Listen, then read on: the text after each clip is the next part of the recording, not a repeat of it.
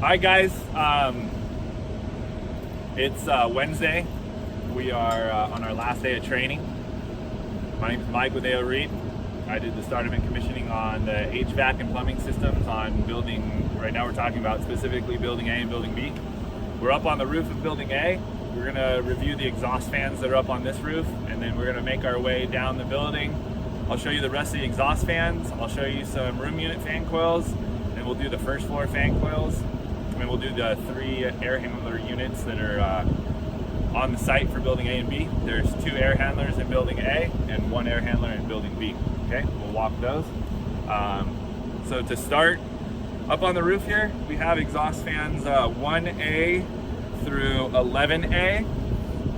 11A is going to be the trash room chute, or the trash shaft chute, okay? And 1 through 10 are going to be all the restrooms. So as you can see behind us, we have an exhaust fan stagger up on top. So exhaust fan 1A starts here, and we go around the roof to the other side. So this is exhausting this end of the building, the restrooms from the 8th floor to the 2nd floor, okay? We'll turn it off real quick.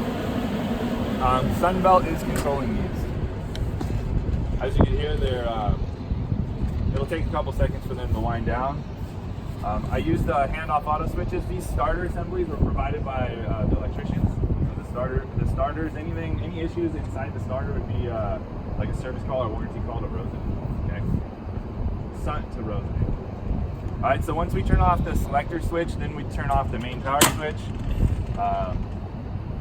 These ones shouldn't be wired that way, but anytime you're working on the piece of equipment, you want to isolate the equipment so it can be locked and tagged out, and that would be done right here on this part of the switch right here. Okay, you put a lock in here after you verify there's no voltage.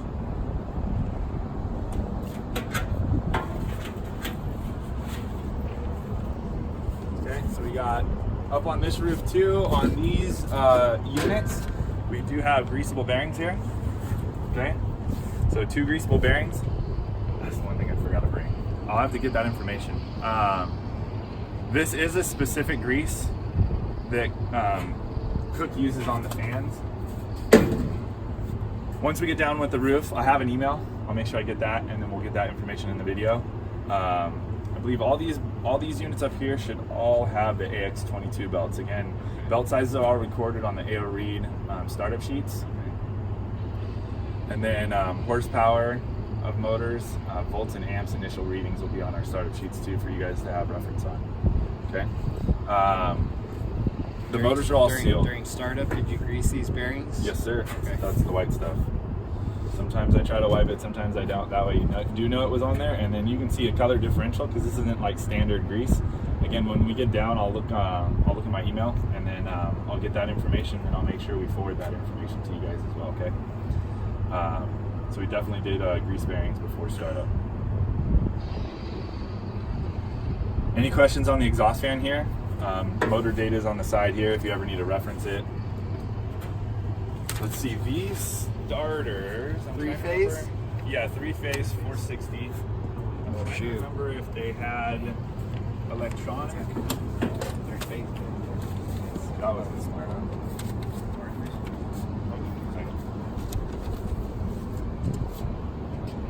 So most of the starters up here are all electronic overloads. I'll give you a brief overview of the starter. I don't think the Sparkies will. There's inlet fuses. As long as we don't break the plane of this, we should be fine. There's no live electrical. The electrical is up at the top of the unit. It's all covered up there. We're not going to touch anything inside here. So we have fused inlet. I said electronic overload, so that's the device down here. You guys know how those work?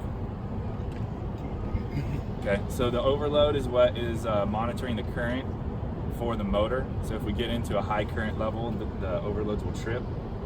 Who set these? They just were set. Whatever they Rosen set should have for. set them, but I verified the setting of them. Okay. Just making sure. On electronics, you want to use the actual FLA. Okay. Right. On mechanicals, you sometimes can build in the service factor, but the electronics are set at the actual FLA.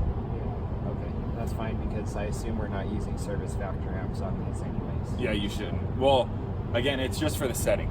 So the device knows where to trip at. Right. The mechanical style, there are a few. Yeah, but I'm saying these motors, we're not putting that in. Yeah, you don't want to. But in the future, they potentially can get there, right? 10 years or something. Nah, Eventually. they shouldn't. They shouldn't, really. Yeah. I'm just saying that it is a possibility, but you don't want to use service factor setting these, okay? Right. If you're drawing that high amps, it's we need to make a shiv adjustment or we need to make an adjustment.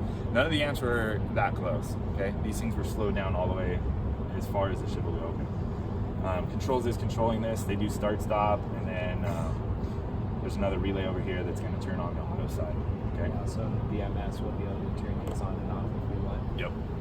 They should run all the time because it's a 24/7 building, Right. and we need the flow in the bathrooms all the time. Flow out all the time. Do you know that all these are shafts up the building, so there's fire smoke dampers?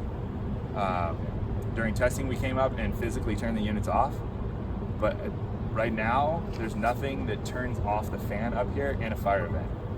They had talked about adding like some type of relay or an interlock from the fire system to the control system, but no, it never got approved or never got. It was a talk about, right? Just know that if you do have a fire event, I mean at that point, you're not coming up here to turn off this fan. But, the fire smoke dampers will close, and the fan will keep running.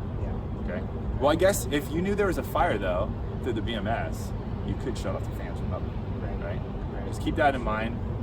The fan will keep running up here, but fire smoke dampers on each level will shut. So there's 7 smoke dampers on this chase down below. No, there's more than that because there's inlet. We'll go over that when we get in the building. Okay. There's nothing up here. It's all in the shafts, like where it would come out, because it's a fire-rated shaft up and down, and where it comes out of the shaft into the rooms. Yeah. And then from the corridor, so the transfer has a fire smoke damper, and then It's like 14. I believe there would be, It'd be like 14 to 2 per bathroom. yeah, exactly, per shaft, and like every shaft would be different.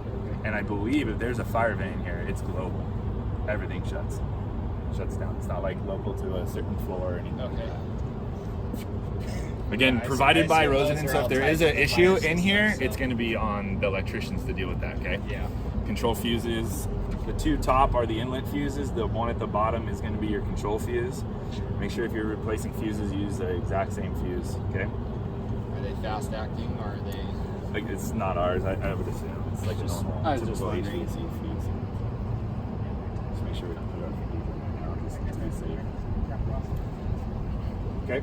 Mostly just want to give you an overview here because I don't think they will, but again, anything wrong inside the device will be on the electricians for warranty stuff. When you shut the door, you got to lock this handle, and then you can turn on the unit. Let me put the cover back on. You guys have any questions on inside here? No. Maintenance-wise, inside here, you're gonna want to check the belt. I'd probably check it like every semester, right? Just to make sure we're good on every semester. we check it generally. We have a health and safety every 3 months. Three? So Okay, we have to perfect. check Quarterly. the fan operation like every 3 months, just Okay. make sure they're working. and For sure, stuff. yeah. It Okay. could be a thing of checking and making sure that they're not super loose. And you do have, there was status on that thing too, so Yeah. you would potentially be able to see on the front end See if that the fan's it's not running. Yeah.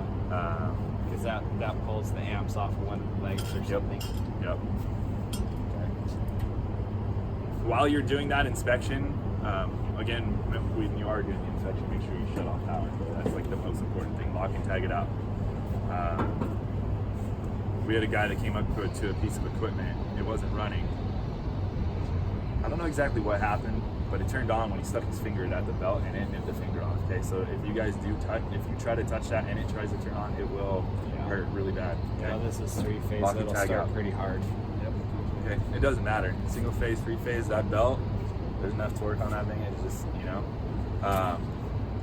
When you're doing your belt inspection and that inspection on the quarterlies, let's make sure we check all the bolts, all the nuts, make sure all those are tight, and then in the electrical you want to do that as well too. And at that point too, you might be able to give it like 1 squirt of grease on the bearings because these things are running 24/7. Okay.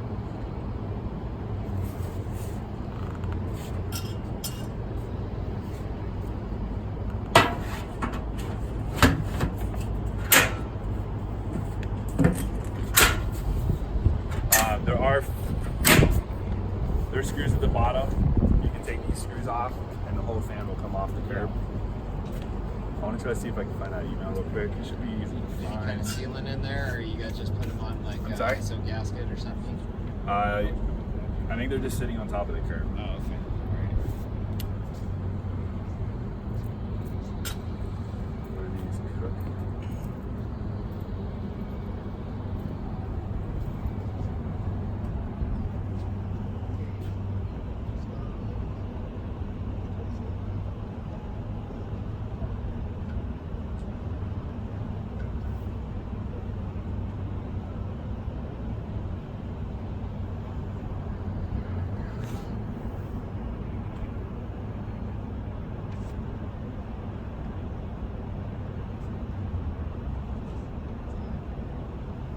I just tried to check real quick for that grease. I can't find it right now. When we get a break in between the floors, I'll look a little deeper into my phone and figure that out for you guys. Like I said, I'll make sure we turn that over. I'm assuming that's Because it gonna took a be little more specified information. in the- It's not super, it's just the type of grease Cook uses on their exhaust fans from the factory. Yeah. In their manual, it says you can switch to the different type of grease, but then you got to purge the bearing. And I mean, to me, it was way easier just to stick with the same grease that they had in the bearing from the factory. I don't know. We have other exhaust fans. I don't know that we've ever had a bearing fail. I mean, they've been sitting there. For 5 years I've been here, and we haven't ever had a bearing fail, and I just pump whatever grease in there. I mean, I want to make sure I give you guys the Yeah, right I information and the proper appreciate grease that. that we're I appreciate using. that, So I'm just so, going to forward that information yeah. on to you guys. However you want to go after that is totally up to you guys. It's just try not to do that mixing of the grease within the first year. Yeah. Grease and bearings is a maintenance item, not a warranty item. Yep. So just make sure you stick with that on the first year. I think I still have a tube in my van, so I could do that too. Okay.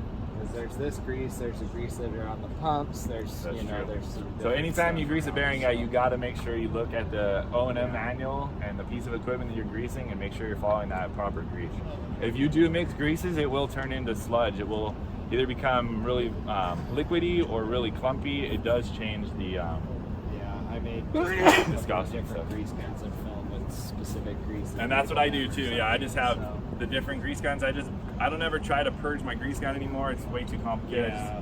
For It's that not- little it's bit not of money, worth it. it's easier to just buy a new gun. The cover's on. We don't have pinch points anymore. So we took our lock off because we had this locked out, tagged out. But it doesn't want to turn on for us. Like this, you're touching this stuff.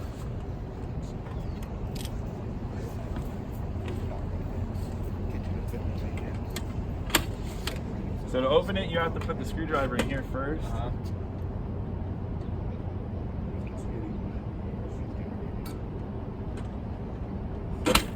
Okay, you gotta latch the door and then it should turn on. There we go. You didn't latch it good the first time. It might have been, I don't know what it was. Just kidding. So we got a power light here, And then, and then we auto. can keep it in auto. You can run it in hand, okay? You can run it in hand, but it's gonna run forever and it won't be able to be turned on and off through the controls. Okay?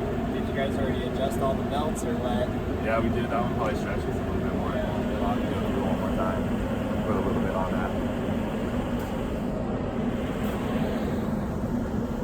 Exhaust fan 1A to 10A are exactly the same all the way down the road. We'll go over here to exhaust fan 11.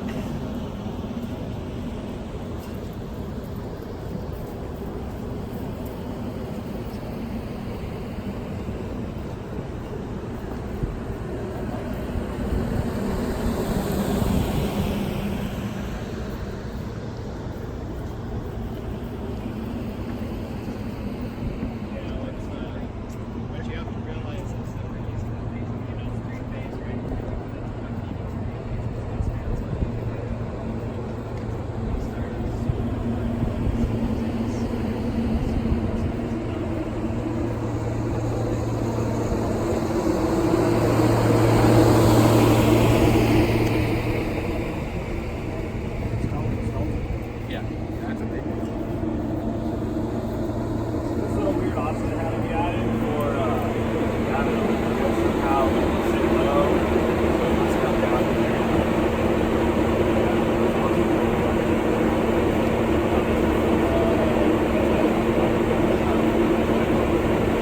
exhaust fan 11, this just does the trash chute itself, okay? We also have other exhaust fans that are in the trash rooms that exhaust air from the trash room into the trash chute. And then this fan will end up pulling that air all the way to the top of the roof and out of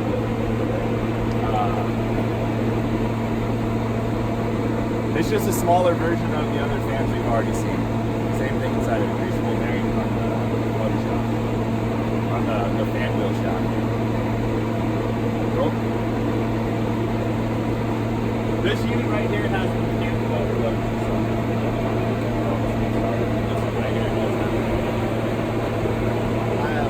I mean, this one's half the horsepower size, so I don't know if they had an electronic. Again, Rosen provided it, so we'll just keep walking around the building and we'll go down that roof hatch. That one over there is where I have the ladder for a fan coil.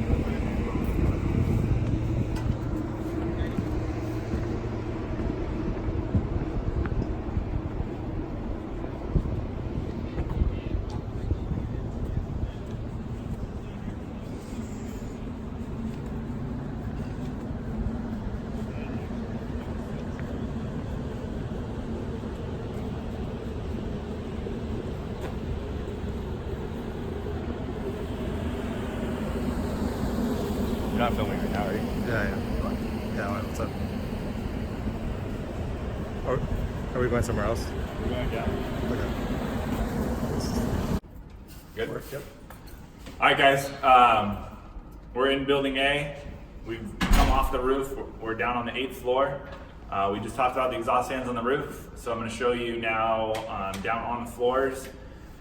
Remember, each fan up on the roof goes down a vertical shaft from the 8th floor, or from the roof all the way down to the 2nd floor, okay? So in the hallways, we have a transfer grill out here. We have a fire smoke damper in the wall, and then we have transfer air in here. So how do we get to the fire smoke damper, from inside or outside? It'll be from the transfer air fire smoke damper will be from the corridor. Okay. If it's not from the corridor, it'll be right inside the room, and there'll be an access door. All the transfers should be from the from the hallway grill. You just there's like 6 screws, take it off, and then you can open it up that way. And then once you're in the room, we have, I think there's like 4 or 5 exhaust grills, one in each little area here, that are exhausting into a common plenum, and then that goes into the shaft, which is gonna be back over this way. So the shaft is on the other side of this wall, and there's another fire smoke damper after the plenum connects into it over there. Can you guys see that up in there? So the transfer grill on the other side is connected directly to this one. Yep. That's the only ducting for that, and Yep. there's a fire smoke damper in that, and then these are all connected up into this duct that's over here, and there's a fire smoke damper for that. Yep, that goes into the shaft. Okay. And then it's the same all the way down, and every bathroom. Maybe not this exact configuration, right? But it's there will be a fire smoke from the main corridor in the transfer, and then all the restroom exhausts will come together in a plenum and then go into the shaft with a fire smoke damper. What's that switch for? That's your test switch. Which one? That one should be the fire smoke damper test switch. So during startup, there's a switch that the inspectors will turn off and make sure that fire smoke damper closes. So that would be your test switch. So we don't want to touch that switch. No, that's for replacing the damper. Well, yeah, if you had to work on the power in the motor, if the motor were to fail, something like that, like if you're not getting exhaust out of a bathroom, then you would need to shut the power off that way. Or, I've never been involved in that before. Do you guys need to do any fire smoke damper testing? No, not that I'm aware of. They don't Okay. require that. It wouldn't be a bad idea to look at them. Yeah, we just verify that they're, well. we All you usually need to do is verify just, that yeah, the if exhaust you came in the bathroom and held up like Yeah, we use if it's tissue a not- lot, yeah. Coming up, then, If it's not coming up, yeah.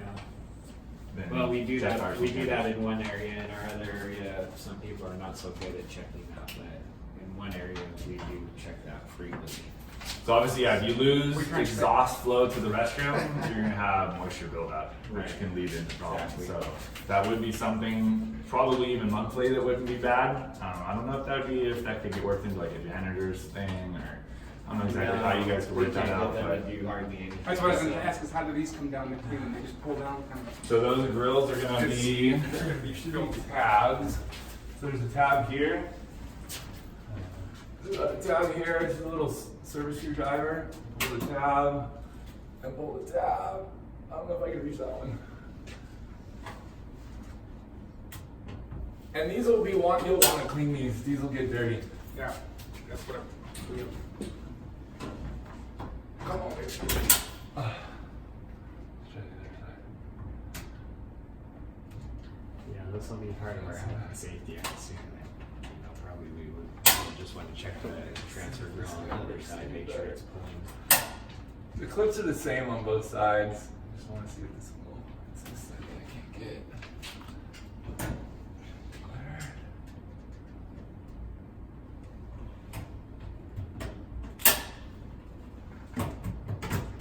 And then if you leave the other side, that way you can get to it, okay?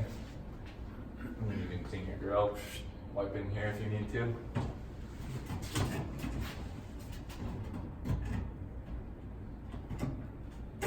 And then just make sure the tabs, you see the tab sticking out here?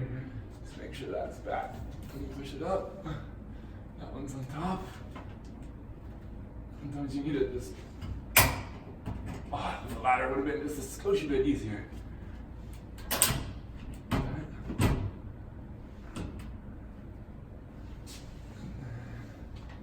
Poke this guy back in. Okay. And now it's back in. This one right here isn't.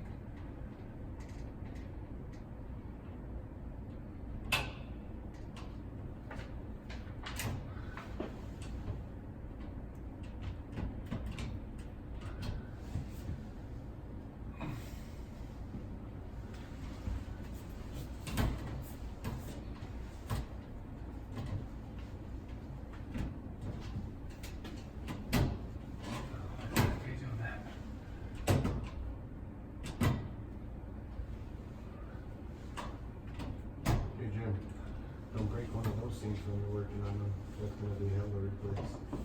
What's that? Don't break one of those. One of what? Those sinks.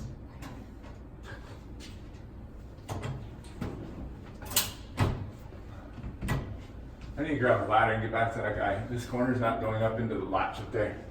It's just a little short legs. Okay, but that's how all these screens, all those screens are gonna be the same way. This is gonna be blowing air down into it, okay? So that one should need the same attention as that one, right?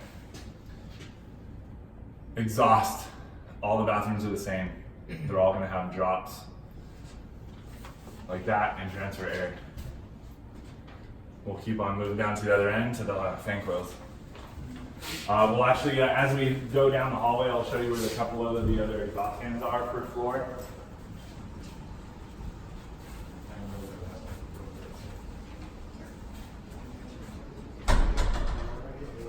What was the room number right there? It was 834.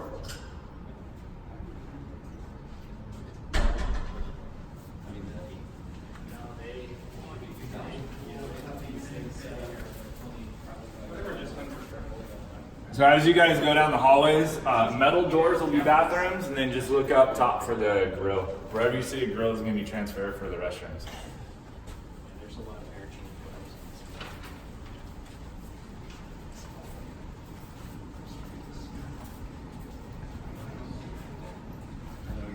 change. Now the makeup air for the exhaust system is going to be all room units and all corridor units. Okay, all of those units are going to be part of the makeup air process for all this exhaust system.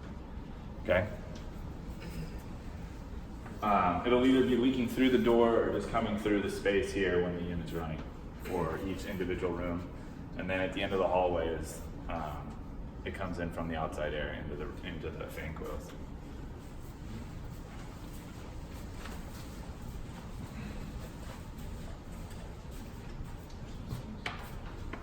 I'm just gonna peek in here.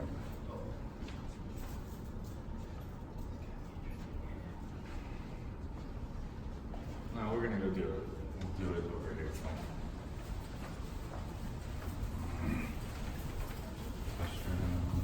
Storage.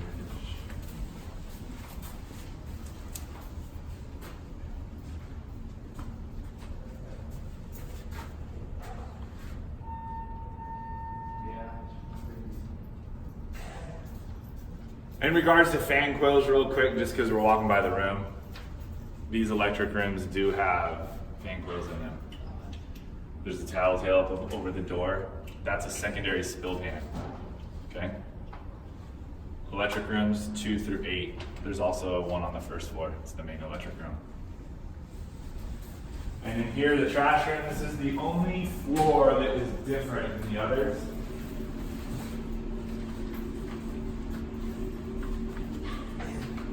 So this 8th floor trash room is served by EF11.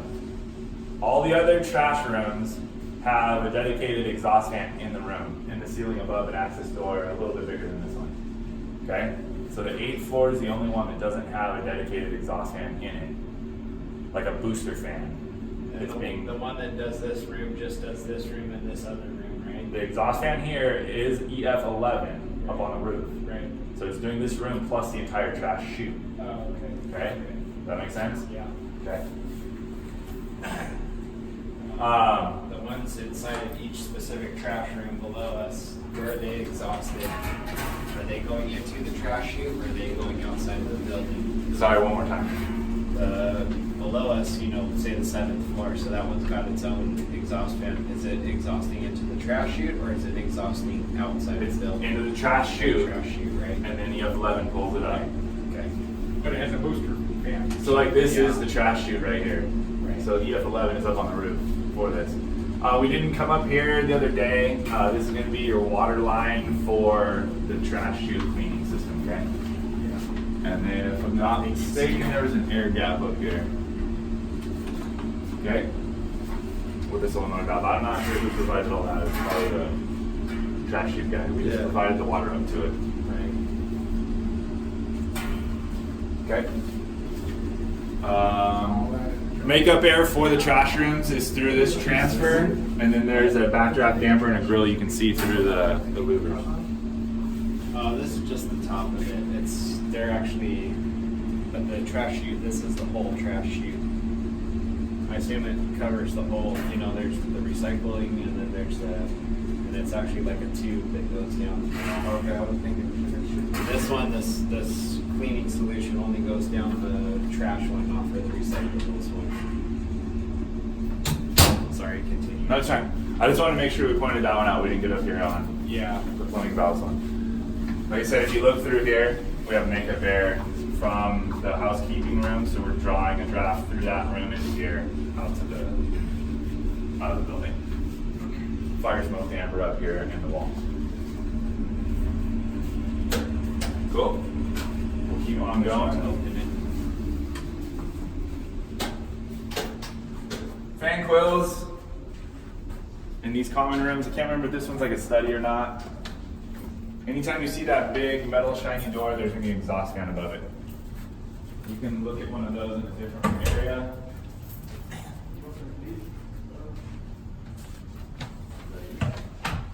Are all of these the same key? Yes. It's all the same key. That'll be turned over for the sign. What kind of key is it? Is it a special key specifically for that, or is it a generic key of some sort?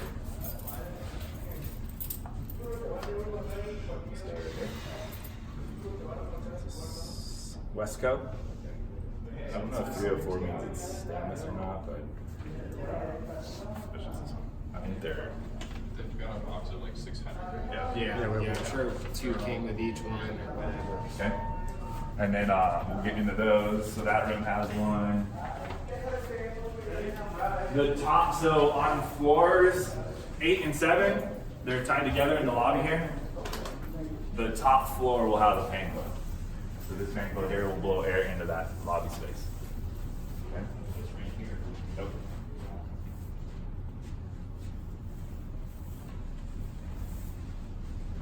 Fan coil in here. This room's big enough, there's 2 fan coils. Condensate pump here. This should be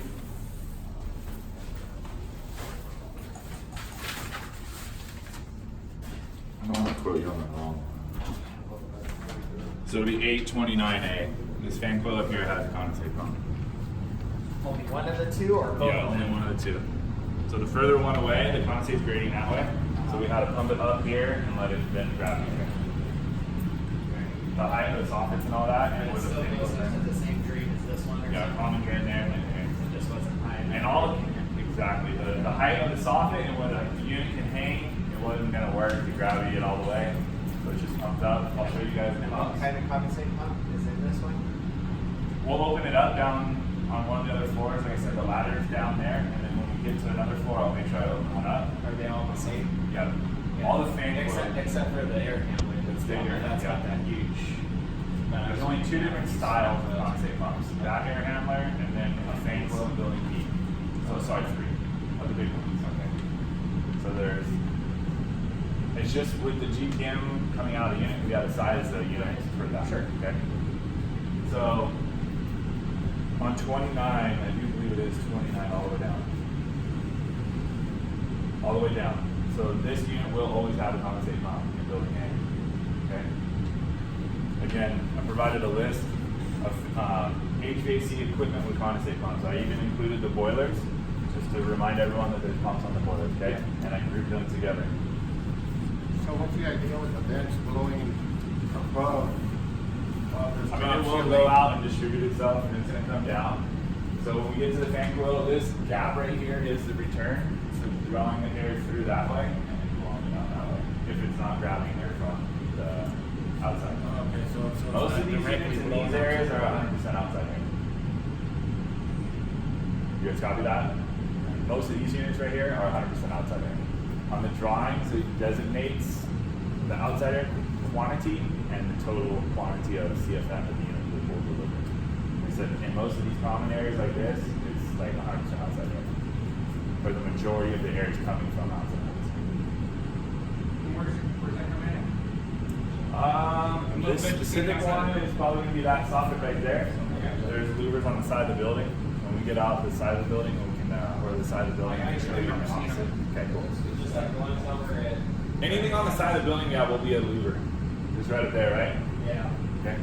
So we can show that real You quick. can see that. Anything on the side of the building is all outside air. There's no exhaust air. We don't have like microwaves and kitchens or anything like that. So it's all those little louvers on the side of the building are outside Yeah, air. because the only apartments here are on the first floor, and the only kitchen Will be dining building. is the only communal kitchen is on the first floor as well.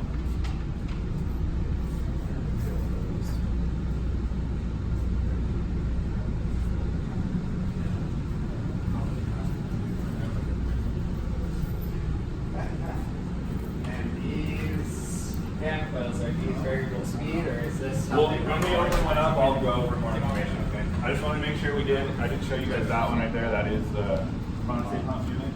I'll tell you what, they're pretty loud for like study rooms and stuff. So I was just wondering, yeah, if They are multi-speed. or what. So. Yep, they are multi-speed. I believe right now it's calling high speed. Yeah, that's a. We'd have to work with Those right there in that room, it's more of a common area. Yeah. Yeah, it's not really like it's supposed to be a Study room. study room. Yeah. Study room. That was Yeah, Is the study one, Yeah. or is the study one one Yeah. of those little small ones in the middle? Correct. I What find is that this, I like find this that all community of room? those rooms that are like that you're just out inside. But everything might be wrapped up. I don't know.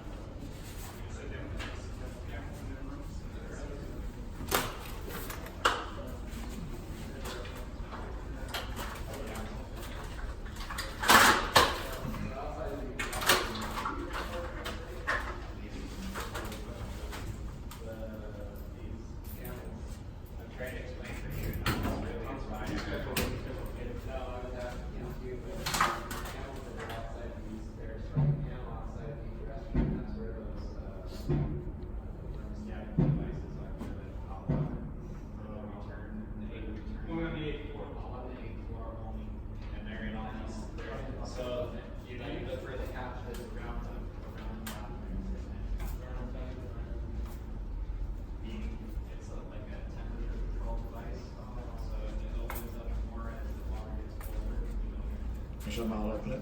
You can show them how to open it. Yeah, are we filming? Yeah. All right, guys, we've moved down to the end of the corridor. Some of the guys are catching up, but it's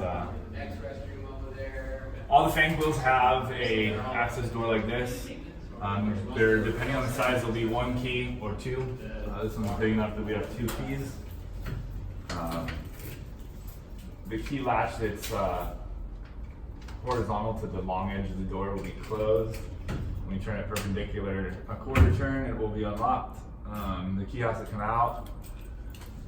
We hold it up and we move it over. Okay, and then I just gently grabbed it to open it up.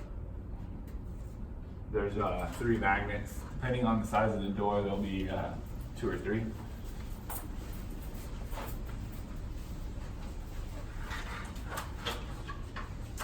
So will they hold up without the latches on? I would use the latches. No, I'm not saying for like if we're servicing them and we just need to move it for a moment or whatever. I would use the latch.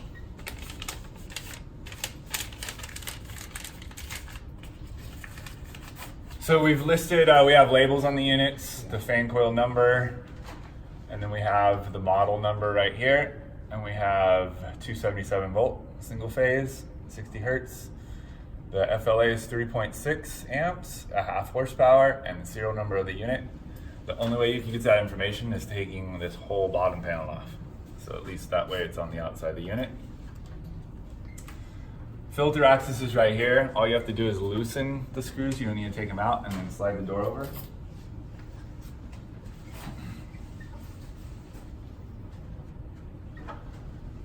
This door over here is going to be our electrical access door. These fan coils in the corridors. So all the corridors are on the same circuit, electrical circuit. So each individual unit doesn't have its own breaker. There's one breaker for the corridors on this side of the building. There's one breaker for the one side of the building, like the inside of the building, we'll say, closest to the courtyard. There would be one breaker for the outside on this segment over here. Segment 1 has 3 breakers. Yeah, 3 breakers per side. We could double check with Rosadin, but when we were getting power turned over, that's what I remember. Okay, it's definitely one side here, and then one side on the outside of the building, and all these units share the same circuit.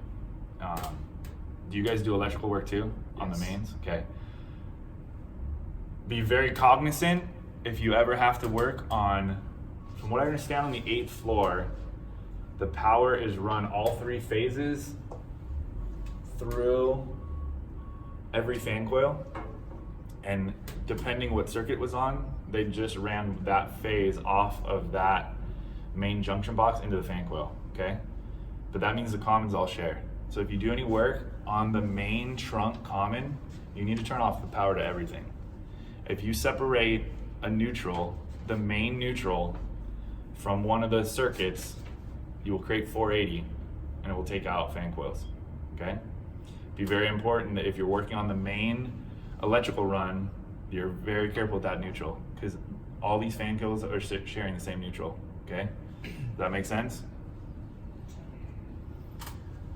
So this unit's just 277. There's a disconnect switch over here. We can flip it off. And I'll open this up. You should see the power go off.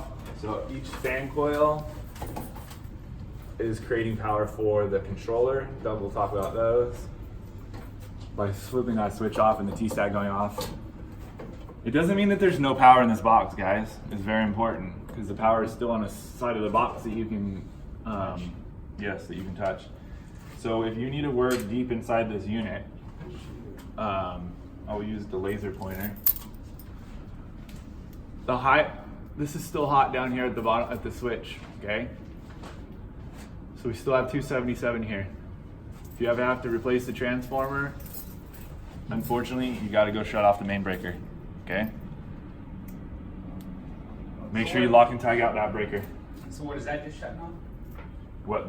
Maybe that switch up there? That switch turns off power to this low voltage side. It turns off power to the transformer, but the power is still in the switch. Yeah. It's still in this box right here. Yeah? Oh, kind of, sort of. I'm a novice on that, but I won't have to touch it. The, I just so want the- you to know so the that if switch is you- not in its own box. It's Yes. literally inside of this Yes. box, this main box. So all the wires there's still that are power behind here. it Oh, behind it. What I'm trying to feeding tell the you. switch in Don't that turn off this box. switch and try to change this transformer. It's still live. You could potentially, if you touch the wrong spot in here, hit yourself. Yeah, that's why If he's you're saying replacing any guts in here, you need to turn off the main turn off breaker. the breaker. Okay. And if we're working on this one specifically, we may have to turn off 3 breakers. Well, no, this right here should, if you're working in this level of the box, which is outside of the main, there's a home run box here somewhere. Oh, you're talking about it's So the main loop, they have like a main loop that they've run. They have like a J box? Yeah, it might be in the last room over here, and they just whipped out over here from it.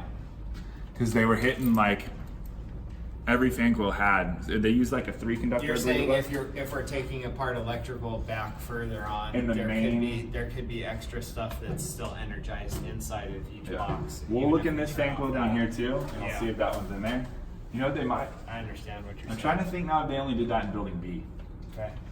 or if they did it on both 8 floors. Well, regardless, we usually at least have a minimum of a non-contact voltage tester, and we'll see if Exactly. there's voltage there. So. The most important thing I want you to know is that if you turn off this switch, you can still touch. Electrical Electrical inside. Still box, Right. okay. Yes, that's what I care about. So in here, the transformer, we have 277 to 24 volts. So we step down to 24 volts. Everything over here is 24. Well, most of everything over here is 24 volts. This butt splice connector right here is where the current sensor, okay? The current sensing donut is on, so there still is a 277 volt wire right here. And then that goes out to the motor. This is giving us status to go to the building management Yeah. system. So that donut is telling you that the fan coils are running. Right. These units are 3 speeds. There's a low, medium, and high. Potentially, all the units might not have all 3 speeds, depending upon the balance report. If they're getting full CFM at medium and low, we have to take out the high, Right. because it'll be overblowing Right. air. Okay? But the option for the 3 speeds will be there. You'll just have 2 of the same speeds. Does the BMS actually control that though? Yes. These stats are provided by Sunbelt, so they can control the output. So from the speeds here, they go into this box right here, Okay. and then they're controlling the outputs. Okay. So they can So give you speeds 1 are speed, actually 2 speed, or 3 controlled speeds. Via the BMS and the Yes, T-stat. on that's whatever correct. Settings or, And when we turn on the power, I can show you that on here too. But just know that you might not hear all 3 speeds on some of these. yeah, sure. Are any of these fan coils in the common areas controlled by the fire alarm system? No, No. no fan coils are controlled by fire. Well, on the first floor only. Okay. First floor only, there's the laundry room fan coil. We'll go down there and I'll show you that. That's being, well, when you say controlled, it's being shut down. Shut down, yeah. Yes, it's being shut down. I would say. Yes. They're shutting down the fan coil in the laundry room. And then in building B, it's the multimedia room, I think they call it. Up here, I'll just show you where the fan coil is. And then, Just good to know. yeah. Sometimes they might come back up or I might need to reset or something. Yeah. We'll get down there and I'll give more information on that one. Okay. But it's definitely the laundry room here, because they changed on me last minute. The laundry room here, and then I think it's just the multimedia room over there. Obviously the air handlers are being shut down. The 3 air handlers, and then those 2 fan coils, that's it. Okay? Only a When you're- certain size they specify by code, right? Over 2,000 CFM. Yeah, that needs to shut down. So. Yeah, or like a combined area over 2,000 CFM. Right. So, troubleshooting tips on this. Whenever you're starting to do your troubleshooting, it's 24 volts. Use the common side of the transformer. Okay, use that as your test point for the 24 volts. That way, if you're down somewhere else and you don't, that common wire gets broken, I just like using the 24 volt common. It should be the brown wire. There's a brown and a red. Red's the 24 volt side. I mean, it is AC, it's bouncing back and forth, right? But actually, no, I think here, Is one side ground? they had to ground their controller. Yeah. So brown is going to be the common. Okay. Incidentally. Yep. For us, it doesn't matter. All the units have condensate switches located close to the outlet drying. Run back to the BMS.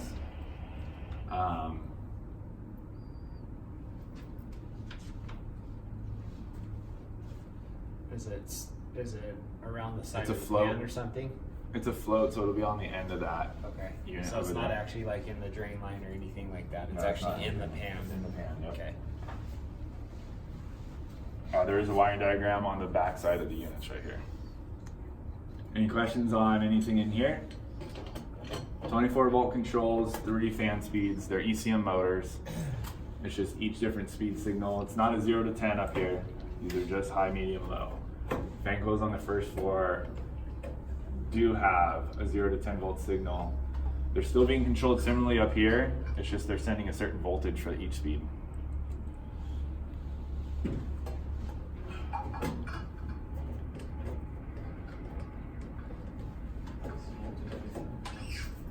Okay, we close everything back up. We turn on power.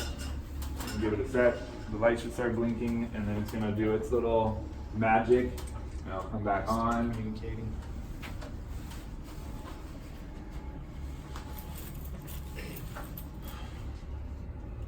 I assume it lights up blue when it's in cooling and red when it's in Correct. heating, and the center light will light up when it's off. I believe so. Let me double check because there's a light on there for the speeds and what position it's in. I think 3 So we have auto at the top, and then off will be right here in the middle, and then we'll have our fan speeds. It might take a couple minutes for this thing to turn back on. Yeah, blue is going to be cooling. When it turns white, that's going to be neutral. And I believe, verify with Doug, but I believe there's like a range. Yeah. It's like an adjustment range. It's like the set point, right? And then Yeah. they control like a couple degrees of it. Yeah. And 24 volts going through the thermostat? Yeah. Double check with Doug. These might be communicating thermostats. Because you were going to show us that controller. Well, Doug will show you that. Okay. It's Doug's controller. I don't Okay. show you what it looks like Yeah. on a different fan coil, but Yeah, that's all fine. I the think he's he's got got parts of it. Yeah, is- he's got training for that. He does. Yes, that's correct. Yeah, usually they're like a phone jack or something. That's what I was saying. I think these might be cable, so communicating. it's not actually 24. So we had one Usually they're speed, communicating. 2 speeds, and then high speed. And then we'll just stick it back in auto. So this has outside air. VCM motor cell phone. This plenum right here, this soffit up here, this is the outside air plenum. Here's an access door into a backdrop chamber. Everything's just gonna have ECMs. Any furnace you find now has ECM.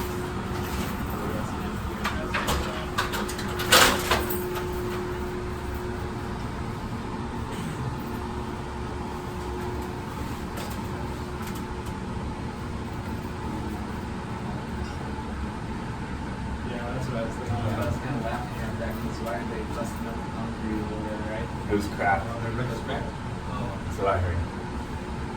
Something's messed up. There's water in it. I think it's gonna come good, yeah. Like, See, how do you like to take care of all that stuff over there too? I just banged on it a little bit. I just, It's painful. I know that's why I just banged on it when I had it open, like softly. This painted all, you can see it's painted too good. They really In do. this access door, remember this soffit up here? There's an open soffit in for outside air for this fan coil. And that's the outside air that comes through the unit that's feeding the exhaust. At the end of each corridor, they're both the same. This is not the entire, but a big section of the outside air for the exhaust system. It's coming through here. So what would be our point to get up inside there? There's a backdraft damper and the louvers right here. Okay. Like an annual inspection on that, just to make sure it's working. Make sure the backdraft damper's not stuck. Yeah. Right now we need a How rating. do we change that backdraft damper? You shouldn't have to change it. You don't need to lubricate any of the hinges or anything like that. They're like little bushings, but Because I assume it's right behind the grill that's all the way mounted on the yeah, it's gonna be like right here, like right up over here. I mean, if it was something like that, we might have to do something with the wall or the ceiling. But it's not gonna be a yearly situation. I mean, that'd be it should be years and it years should and be there years. for the life of the Yeah. building, but Exactly. you know, just I mean, I would assume that if you're changing the fan, if you're doing some major work up here, that could be.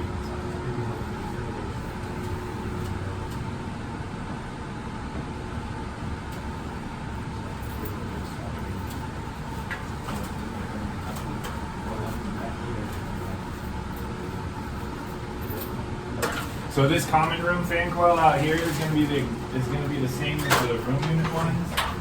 It's just going to be a little bit bigger, depending on the size of the room units. It'll determine the size of the fan coil in here.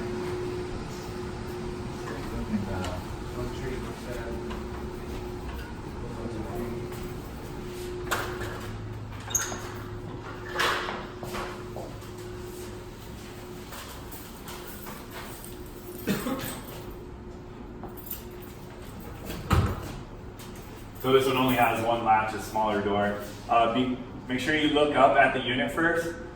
This unit right here happens to have the door miss the front door. Some of them do miss. You got to make sure the entry door is closed before you can get into the fan coil. And watch your head if you come in, okay? The door's open.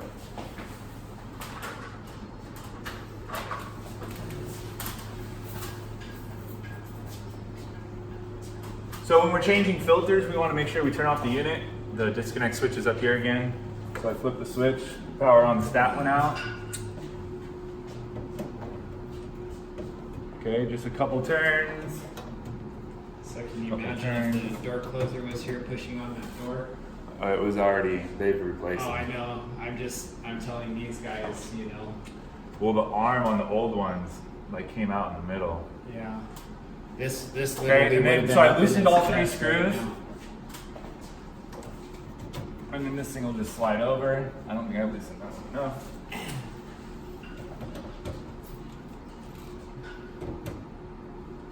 Is there ways to build off the water for Coil? Yeah, I'll go over that in a sec too. Here's a strainer at everyone. Yeah, man, this one is not cooperating. There we go. It looks fairly You can easy. take- See all the screws on that panel right there? I assume it's just straight up in there. It should be fairly easy, but they're not going to be cheap. I'll tell you Okay, that. filter comes out the bottom. These are ECM also, right? Yeah, this is the same exact fan coil as the one we looked at out there. The ECM. only ones that, well, the first four are still ECMs too. It's just they use a 0 to 10 volt signal instead of Right. just the speeds. Yeah. Sure. Okay, let me just slide that over.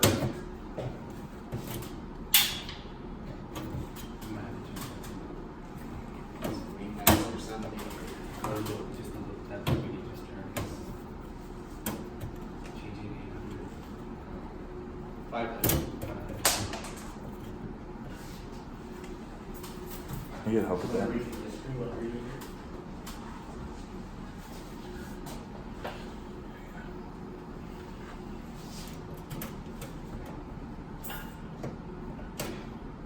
Like I said, it's just important that you turn the unit off while you're changing the filter. That way no debris will get sucked into the fan or the coil.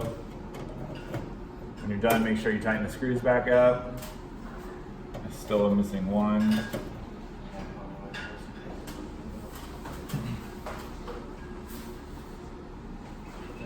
It's all Yeah, set. I lost two. Those are done perfect. I don't know if that is mine yet.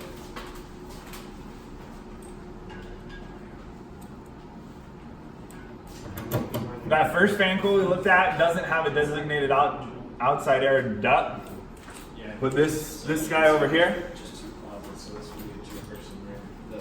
The three-person one has three closets. so this over here, this 4-inch is going to be going out the side of the building, and that's your outside air. Okay? What's this one running 100% through? Or 50/50? For what? Make up here? No, the room unit is going to be 15 CFM per person. So there's two closets. This is going to be a double unit. So this would be 30 CFM of outside air. So where you put the two beds in here, kind of weird, huh? So we got the motor access. There's one motor in the middle on a rubber bushing, and then there's 2 fan shafts and 2 fan wheels. And how have you had to pull one of those out yet, or A few. because That voltage problem I was talking about, it happened. someone burned them up? Yes, and they got replaced. So the motors, like removing them, how do they get Okay. removed? Is there a pin that just comes off easily, or Yeah, let me.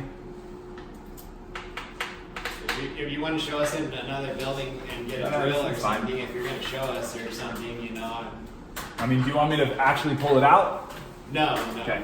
I mean, just Let me if keep you going can over even this real just quick. explain to me how they come out, you know. So if you it's take fine. this off right here, Yeah. you're replacing the motor. You said, right? Yeah. Okay, so if you take this bottom panel off, Right. up inside there's a screw at the bottom and the top of each side. There's 4 screws. Okay.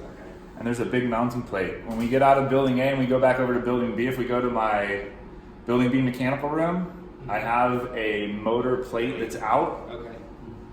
So we'll visualize up here. We'll visualize when we get there that would be sitting in this box, and I'll show you the 4 screw locations. You take those 4 screws out, and then the whole thing will come out. And as you twist it down, it won't go straight down. You have to rotate it as it comes down, and then it comes out of the opening. Okay. So I'll show we you have that. similar stuff, but the screws, are they self-tapping? or Yeah, are they're they the same as these little threaded, or- 1/4 inch screws. Okay. So it's a little tiny 1/4 inch screw. These ones are a little trickier. The 1/4 ones are easier. There's like way more space on the edges, Okay. and that's the one that's down there. But it's possible. We've done it. So there is accessibility to the screws. It sounds like it's similar to what It's we tight, have. but you can do it. We've done it. It's gonna be. But there's going to be no piping in that box right there. Yeah, there's no Because the piping. coil is That's usually what's in our way, is right. right? That's Yeah. so that's why I'm bringing it up, obviously. So guys, the condensate pan is this big pan down here. Okay, it's stainless. It's insulated on the inside. Condensate switch on the side there. Yeah, that's gonna be this one. There's a cap here. We're not using Factory secondary installed. because we have a switch. And then the main drain goes out. These are gravity pans. I can stick my fingers up in there so they don't have traps. Okay, and then on top of that, there's a switch right here. Condensate switch off to the side, and that's going back to the BMS. In regards to condensate switches and the condensate pumps we talked about, the alarms on the small condensate pumps are wired back in series with that condensate switch on the units. Okay, so open pan, there's no trap, doesn't require a trap because there's no pressure to build up on that line. So in piping, we have inlet and outlet shutoff valves. Right here is the strainer. Here's going to be our return line for chilled water. And then up here, we have our heating hot water control valve. There's an auto flow.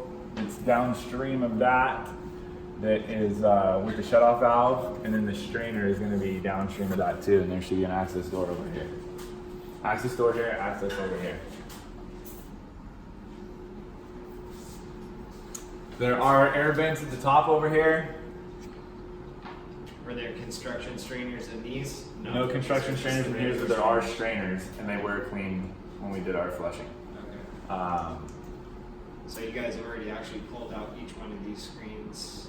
Yep, with on the them 8th floor. installed already. Yep. Okay. Yep. So it's possible. And then, like this one specifically, if you have to clean the strainer, you might need to take the door down. Okay?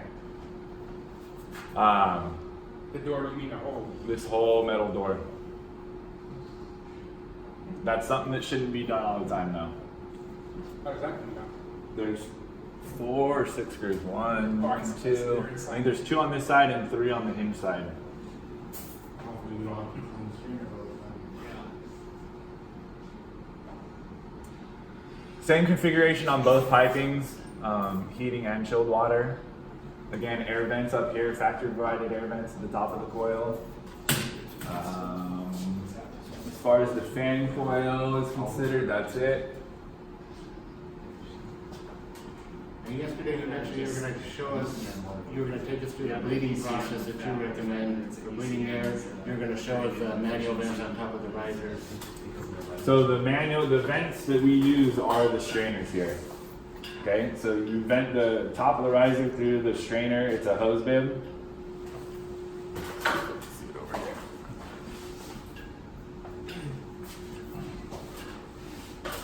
So this one would be right here for chilled water. When we flush the building, the doors weren't in yet.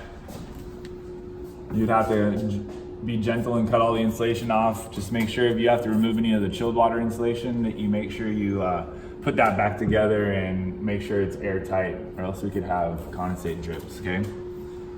So Home Depot makes like a brass hose swivel with like a straight 90, it's like a forged 90.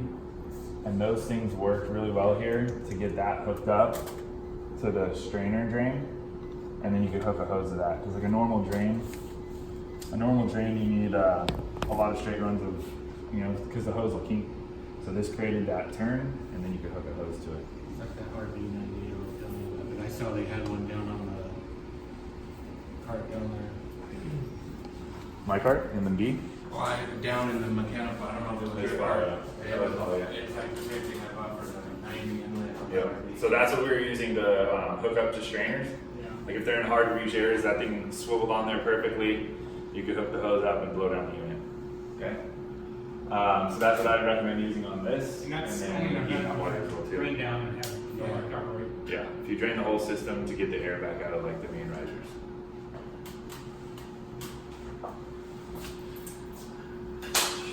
So there's no actual dedicated vent, it's There's not a dedicated vent. It's just a high part of the piping system. Any other questions on inside this fan coil? All these rooms are pretty much the same.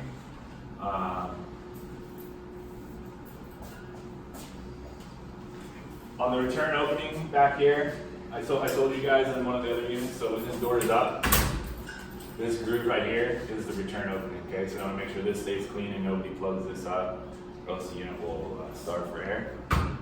In regards to that too, this is the return clamp box right here. There's a piece of sheet metal that we had to install at the bottom to give us enough, Outside to give us enough restriction to actually pull in the outside air we needed. So those panels need to stay on. Okay? Every unit has Sorry, one. we pulling anything from the inside right here.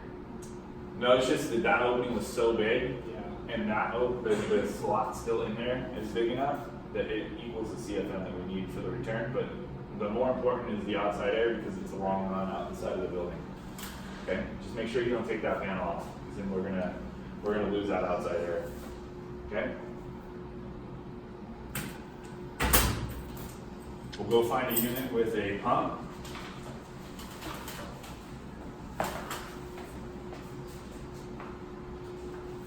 You see the hanging stuff on that already? Oh yeah.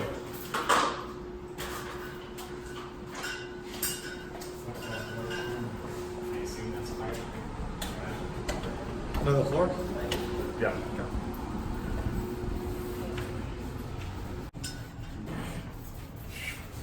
We're ready. Whenever you are.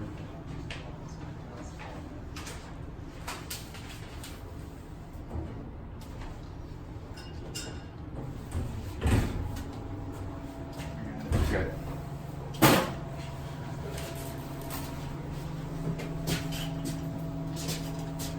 All right, guys, we walked down the hallway. We're on the 8th floor in the guest restroom. The guest restroom has exhaust fan. Should be 17A, which is the elevator control room exhaust fan. This is the one that we see right up above us. This is ducted into the elevator room that's right behind us, providing cooling for that room. So if you ever get any calls or anything that the elevator room is warm, the exhaust fan is in the guest restroom up on the 8th floor. Is there a smoke damper in it? There should be over here. Not in the fan, but it Right is in right that here. thing? Okay. Here and in the transfer. Okay. Transfer is around the corner. The elevator room's where? Right on the other side of this wall. Oh, okay. We'll walk over there in a sec.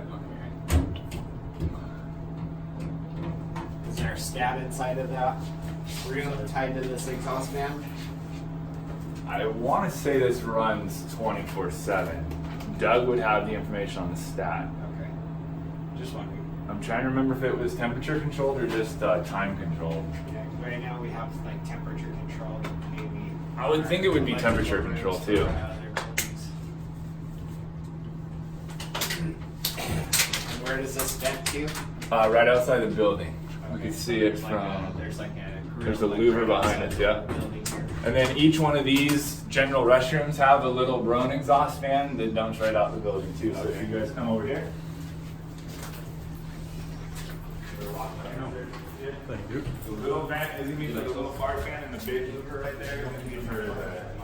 Yep. And every floor has one. I'm trying to hear that. Just a small one. Just a small one, yeah. The 8th floor. For the elevator there. That's correct. Elevator Okay. mechanical room. Following that one. Yeah. And then, so the elevator room is around the corner behind the elevators.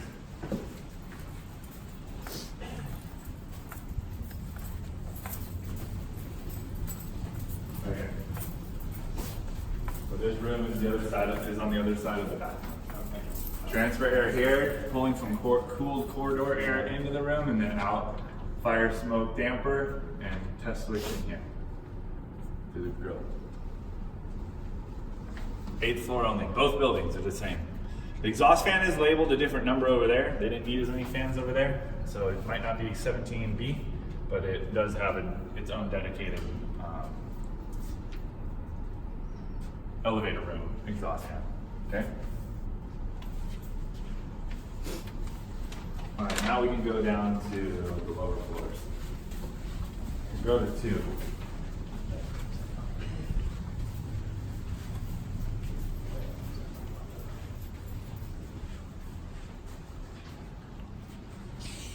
All right, guys, we've made it down.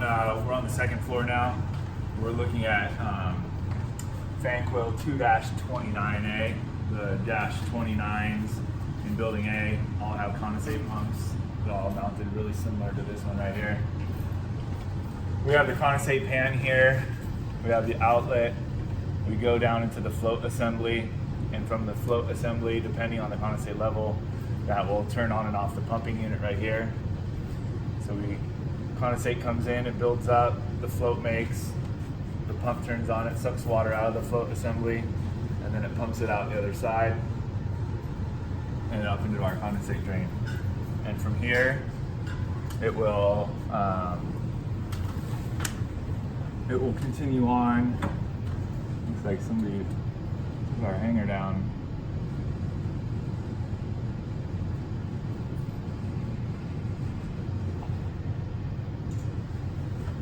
Okay. Now we'll gravity drain all the way out of the unit. Okay. There are little vacuum breakers up here. It's like an air vent. As the water comes in, air comes in so it can drain and it doesn't get airlocked. Okay. Make sure that stays in. There's a little pipe pigtail right here too. We want to make sure that the float assembly has this. If this were to fall off and the unit stops pumping, the water will spill out the top of that before it could build up water in the pan to make the switches. Okay. You should still get an alarm through the float, but it can make a mess. So we want that little pipe sticking up higher than the top of the pan. Who makes these pumps? Are they Sauerman? I believe these are Sauerman. Yeah. We are grabbing power from them. They're 120 volt pumps. So there's a transformer on the side of the control box over here. We're stepping down to 277 to 120. Okay. Yeah, I was wondering. I didn't think they made a 277 pump. So. Yeah, they don't. So they're 120 volt pumps. Transformer on the side unit. There's a reset button on the transformer.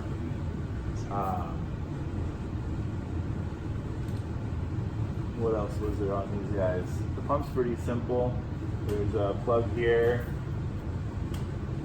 Make sure that's plugged in. As far as maintenance, you're going to want to look when you're doing your filter maintenance. You're going to want to check the float itself. Make sure there's no buildup in there. Make sure the float can still go up and down.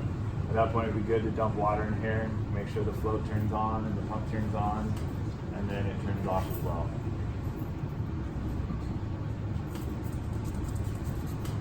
There's all these 29As. There's a 29A. 2, above 3, us, 4, 5, above 6, us. 7, 8. Yeah.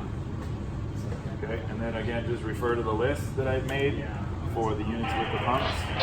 All the fan coils, except one, have the same condensate pump. There's a big one in the bike storage room of B that has a bigger style pump, and then there's an air handler downstairs, air handler 2, excuse me, that has a different style condensate pump. Any questions on any of this? Again, the float and the alarm on this pump is tied in series with the float switch, and it all goes back into the front end. So if you do get an alarm on one of these, it could be the pump or the float switch, okay? Yeah, these are just standard balloon valves, yeah. They are clutch actuated. If power is on and there's a 0 signal, they'll try to close. It'll go whatever position. So 0 to 10 DC. Yeah, 0 to 10 volt DC signal. You can clutch them, so if you push on the black handle and twist it, twist the knob. Right now, you didn't hear it pop back up, right? So it's still in the clutch position. You need to make sure it pops back up, and then that way the control signal can take over. So if you leave it pressed down, it's in the clutch mode and it will not operate off the controls. So this thing should be trying to Unless close. the control hits that point, it might pop back. I've seen it both. I would just make sure if you're here and you clutch it, just make sure that obviously, it's but popped up. I'm saying I think it's still, I think it'll pop back if it actually initiates. I've had it. problems both ways, where it was pushing and it wouldn't pop up, and then some were pushed in and they did pop up, or they didn't. So hot here, uninsulated, and chilled insulated. Again, anytime you're doing chilled water work, just make sure you button it back up, because if it's open, it'll sweat. So here's the strainer right here. This is what we would have seen upstairs. This is the port that I was talking about. Obviously, this one you would need to use that extra fitting. The hose would come in here and out. Same thing with this. Again, if you have to access the strainer though, just make sure you re-insulate it. So here's the deal, like whatever we get down from the plant, you know, whatever they're sending us down water-wise, you know, it goes through the strainers down below, but then these strainers are a lot finer and it's going to catch it here. So. It's true. It's possible. Hope not.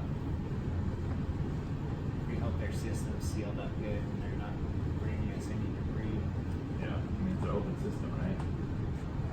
And the tank open to grab the atmosphere? I think so. Any other questions on this? We'll keep going. We might be running out of time. Not running out of time, we still have a lot of stuff. Any questions on any of the fan coils that are up here?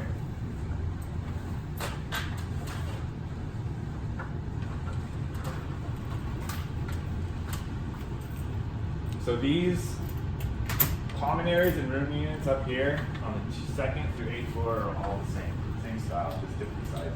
Okay. Are these linked together? Same room through thermostat? Yes. Control both of them? I believe so. Yeah. So Doug, again, I had mentioned Doug's name. Doug is Doug was doing all the setting up and commissioning for Sunbelt Controls, who's running the control system on the site right now. So that would be a good question for Doug. But to the best of my knowledge right now, yes, these two are linked off of the one stack. But they have separate controllers, but they get the same signal from the stack. Okay. All right, so 2. I'll go show you the trash room on 2 because that has the designated exhaust fan.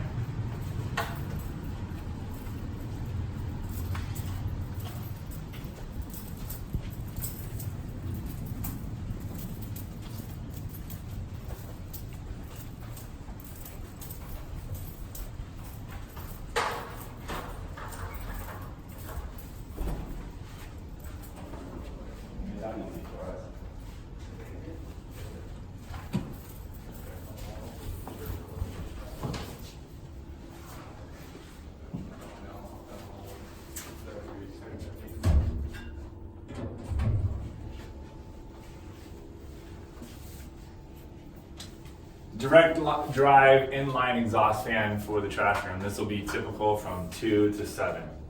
Okay, 2 to 7 has the exhaust fan in the room. Exhaust here blows into the trash chute. There is a fire smoke damper going into the shaft. ECM communicated motor. It's not taking a speed signal from BMS. There's a potentiometer on the motor itself. That's how the balance guys had set the speed. So that should be good. That could be accessed through this opening right here. But again, we shouldn't need to change the speed of the fan. We can throw off the balance of the building. It doesn't sound like a lot, but if you change the CFM on all the floors, it can make a difference. It's already been set. You do want to do some maintenance on this. I'd probably say once a year or every 6 months, inspect the wheel, make sure the blower wheel, like if you see a lot of buildup on the grill, obviously that same stuff could be on the fan wheel itself. So we want to inspect those. Same with the fan coils. Probably annually inspect the fan coil wheels for dirt and debris that could get stuck on the wheels. And this just sucks out and goes into the shaft. Power is on this side. The 0 to 10 volt signal wires could be on this side. They're just safed off. And then your disconnect switch right here for the unit. I believe Doug is controlling this fan, or can control it. Oh, okay. On the schedule, I'm not sure exactly what it is, but I would think it would run all the time. Yeah. Any questions with this guy? You guys saw there's an access door on the side for the fan wheel. Okay. Is there filters in this? No filters. So all these motors in the fan coils, are these maintenance-free motors? Or Yeah. No Yep. oil, no grease, no Yep, nothing? none of that. The only ones, right, and even the motors on the roof are non-greasable motors. It's just the fan wheel shaft greasable bearings. Okay. Exhaust fan up here. We talked about all these fan coils. We'll go downstairs. There's miscellaneous fan coils down on the first floor with the schedule that we can see. There's a 12A, 13A, 14A. Most of those are in either the R8 or the coordinator restrooms. There's one in each one of those restrooms, and then there's a janitor closet on this side over here that has an exhaust fan. Exactly like these, just a different size. Okay. ECM motor. Yeah.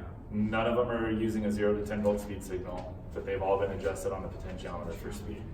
They all have local disconnect switches. We'll go downstairs and look at some of the fan coils. You're good. All right, guys, we made it down to the first floor. We're in one of the back office areas. We have these 2 double doors. This is an IDF room right here. This specific IDF room is being cooled off of air handler 2. A direct tap right off the main trunk. Okay, so there's no fan coil specifically for this unit. It is running off of air handler 2. Is that the one that's in the Bike storage room. Okay. That's correct. We'll Okay. visit the air handler when we're done with the fan coils. But I just want to make sure you know that this IDF room is served off of this direct cooling tap off of the main trunk of the air handler. Okay? Okay. There's one other IDF room on the other side of the building that has that, but all the other one, or the only other one has a dedicated fan coil. Is there any kind of controls on that, like a damper or anything? There's a manual balance damper. Okay. So they set it So for it's the just, CFM. it's just flowing air in there all the time? Yep. As long as that thing is running, which As long it as should be they're running running. all the time? Yes. As long as people are in the building? It should be running all the time Okay. because it's cooling that IDF room. Great. It's adding Okay. inside air too.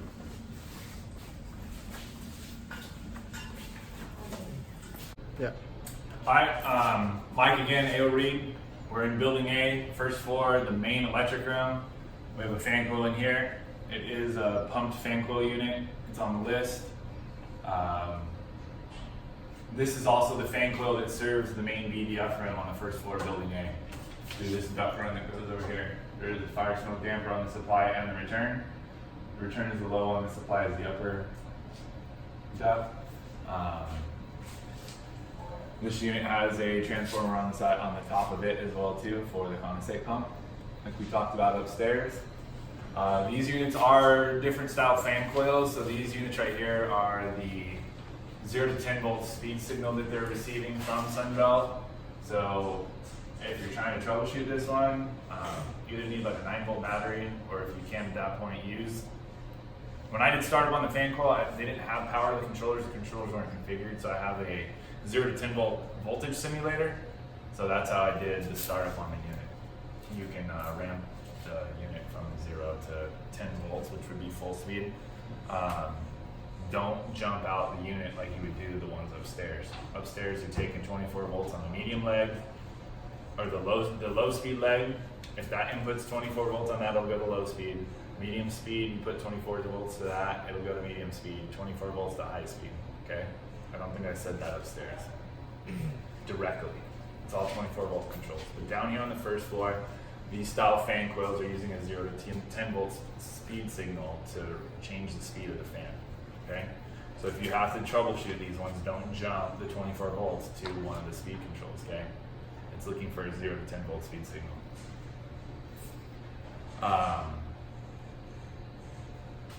Some people, you can use a 9 volt battery too. That would just get you like 90%, right?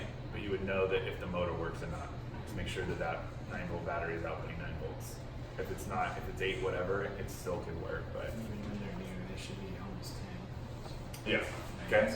Just know that the fan coils on the first floor are 0 to 10 volt speed signals to change the speed of the fan. That's the only difference between these fan coils, or one of the biggest differences between these fan coils and the ones upstairs.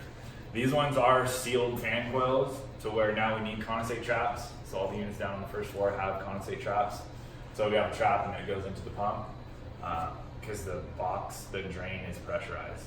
Okay, that makes sense. These are only chilled water. This one specifically. This, yes, electric IDF are cooling only. The 2 room units, the coordinator offices are heating and cooling. But they're still the 0 to 10 volt style units with sealed boxes. They just have a heating coil too. Okay. Down here, some of these fan coils got external disconnect switches by the Sparkies and some didn't. There's a black bar on the side of the fan coil you can see over here. That is the disconnect switch. So if you pull that out, it will shut off the unit. But again, like upstairs, like there still will be power if you're pulling that out. Yeah, at the top of it.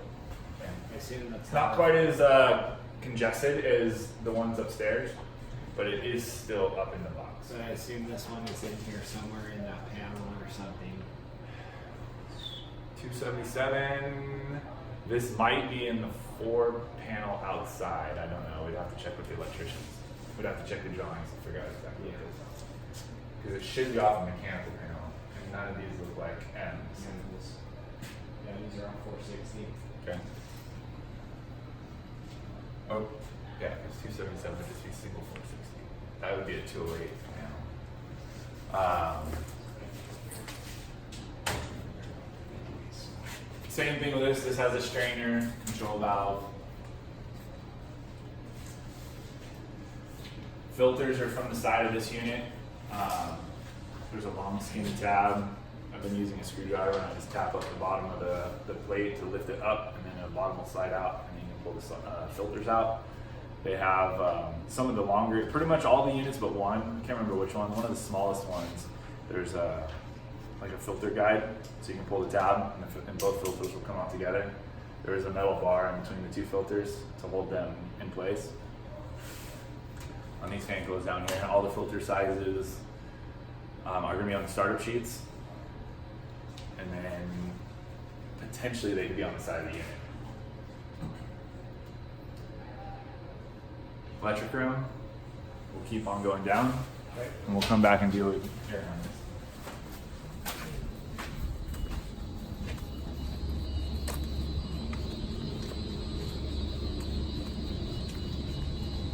That's not good. Good? Alright guys, we're building A still, first floor. IDF room 105. This IDF room will be similar to the one that we showed you on segment 2 on the first floor that was fed off of a cold drop straight off the air handler. Currently, right now, it's fed off of a VAV. It's getting changed. There's a change order to change it for a direct cooling tap off of air handler 1, first floor that's in the mechanical room, okay? So IDF room 105 is gonna have a straight cooling drop off of air handler 1 that's in the main mechanical room, building A, first floor, okay? There's 2 rooms in building A off of separate air handlers that are feeding IDF rooms, okay? This custodial room 106 has an exhaust fan, direct drive, and the ceiling overhead, Okay. The only fan coil that would be over here would be in the room unit at the end for the coordinator. I keep calling it RAs, so coordinators. Yeah, the I'll get it RAs by the are time we're somewhere done. on the upper floors, so. Oh, okay, so coordinators down here. Resident advisors are basically students. Yeah, the coordinators are pro The head staff. would- Okay, cool. Coordinator. Yeah. Coordinator's room down here at the end is gonna be the last fan coil in building A on this side of the building. Again, since we have an air handler over here, we have scattered VAVs in the ceiling with reheats. And this is all plenum return, basically the ceiling is plenum return on Yes. this or what? For I the believe so, area yeah. That serves Yep. this area. Okay. So it'll be random transfer grills. Yeah. Right here. Oops, sorry. There you go.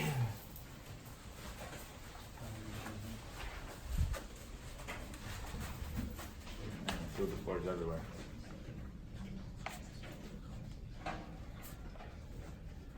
Yeah, I think there was an air handler somewhere over here, right? Not an air handler.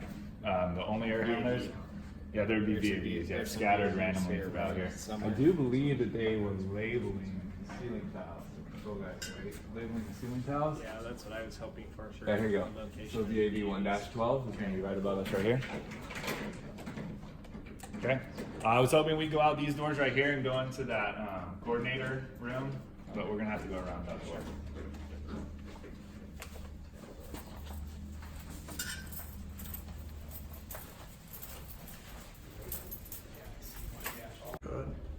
All right, guys, we're building A, first floor, and a coordinator room.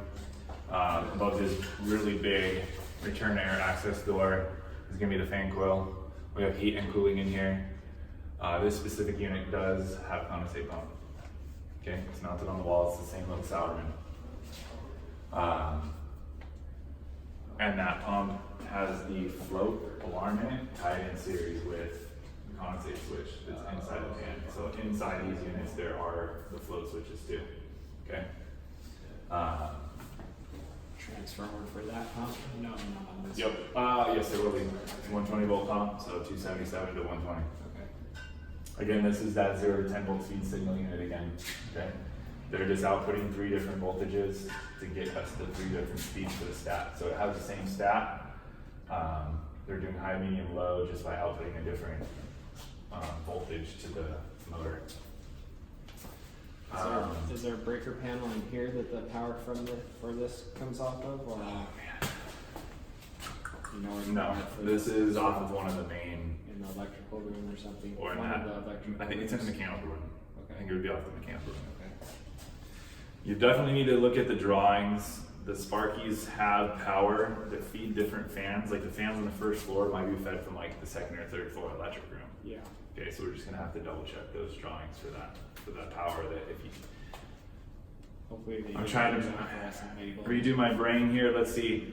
I believe all the exhaust fans have disconnect switches in front of them. So you shouldn't need to turn off like a main breaker unless the switch wasn't working. Okay. The fan coils are going to are a different story. Like I said, some do, some don't. Have like externally mounted disconnect switches.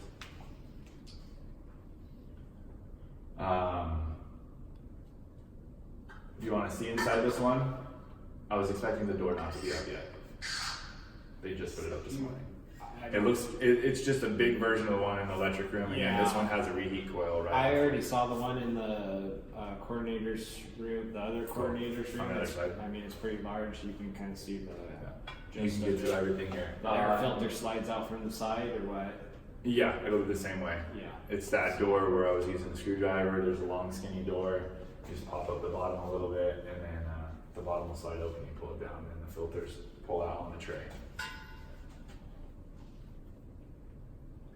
Cool? Yep. We'll get into the air handlers over here, and then we'll do fan coils on the first floor. Building B has a lot more fan coils on the first floor, so I'll just show you those locations over there. Okay? We'll go over to the mechanical room and building A. Alright guys, Mike again, AO Reed. We've perused the first floor for fan coils, exhaust fans. We've come down from the building talking about exhaust fans and fan coils. We're moving into the air handlers now for building A. There's two, air handler 1 and air handler 2.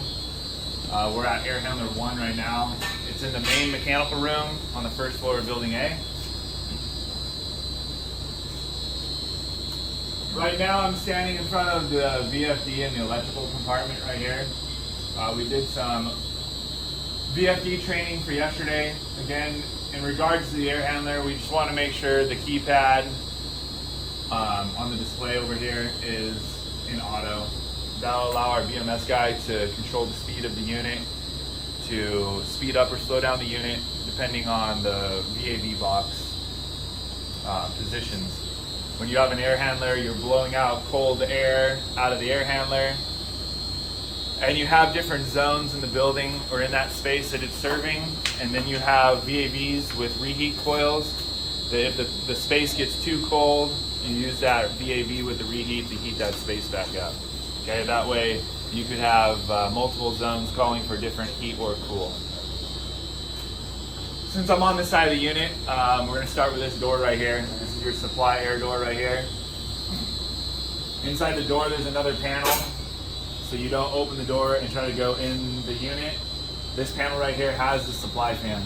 Okay. These units are small enough that there is only a supply fan. There is no return fan on these on this air handler or any of the air handlers on site. Okay. If you're not doing the maintenance and you're done with the unit, make sure both door latches are closed. If not, you can have air leakage. So this is your access to the motor. These are fan well style units.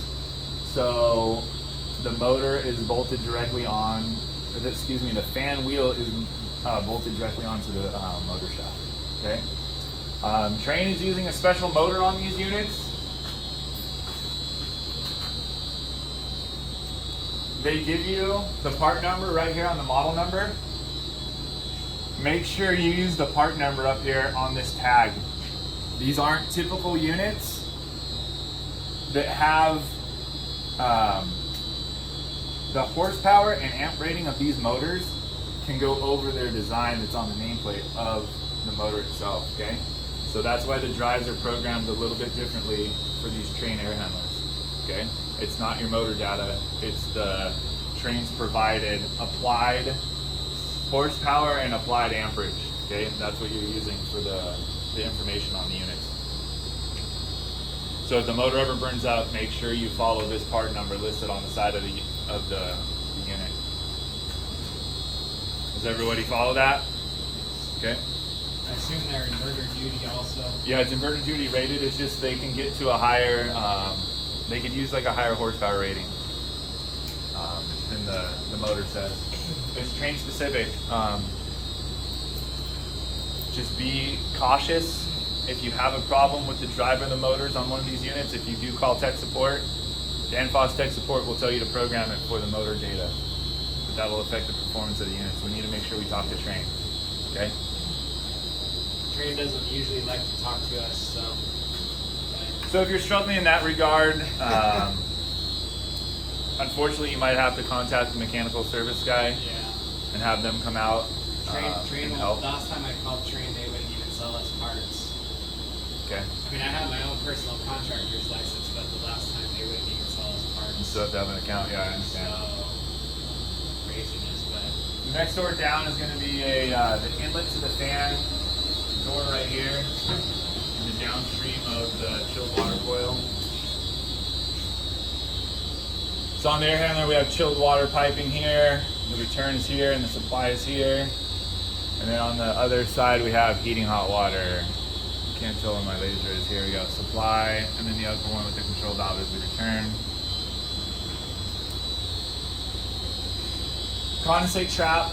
If you ever have to do any work with the condensate trap, build it back to what you see. In our submittal package, gives you the dimensions of the trap in case somebody gets rid of it, chucks it, I don't know. How many inches of water column is this one producing, would you say? Is that why they have it so deep? Yes, that's what I was saying. So that submittal information gives you all of the distances to build the traps to, okay? For all three of the air handlers. Make sure we follow it. The air handlers do not have switches in them. So if we get a drain backage up downstream of the trap, you'll see some dripping on the ground here, and you'll know it's the drain. I personally like to leave the vents on air handlers in an area like this and lower than the drain pan, so if you do have a drainage issue, it will spill out on the floor and you can see it, not back up into the unit, and you shut off the unit and it just rains water on you, okay? That way you'll see the issue here. Obviously that won't help if it's on the pan, so we need to do inspections inside the unit too. But at least if it's a leaving side unit and it's not above a ceiling, you'll have a visual reference of that. So what is that door accessing right This will there? be the fan inlet and the leaving side of the chilled water door. Okay, so the fan is actually on the outlet Fan side. is on this door right here. Okay. You can crawl up in there. The fan's sitting up on a pedestal, vibration springs. Sure. Okay. And the filters are in here. Yep, we're getting that way. Fan maintenance, I would say you're going to want to check set screws, check the cleanliness of the wheel as long as we're doing good filter changes. Make sure the wheels are lined. I'm assuming It's all factory bolted, yeah. So, and it's all sitting on its pedestal.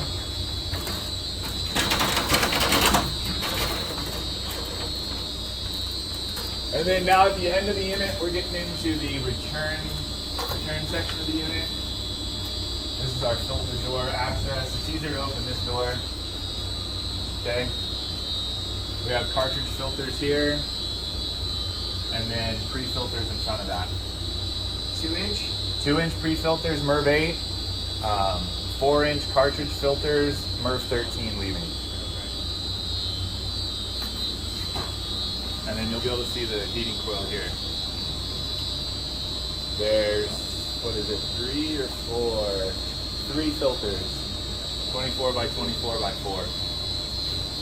So it's 4-inch. Are they plastic framed or something? It's a cartridge filter. What's that? Cartridge filter? Okay. You can put it in a cartridge or a box. Okay. There's a track that was added to hold up the cartridge, or you can put a 4-inch box filter too. As long as it's MERV 13.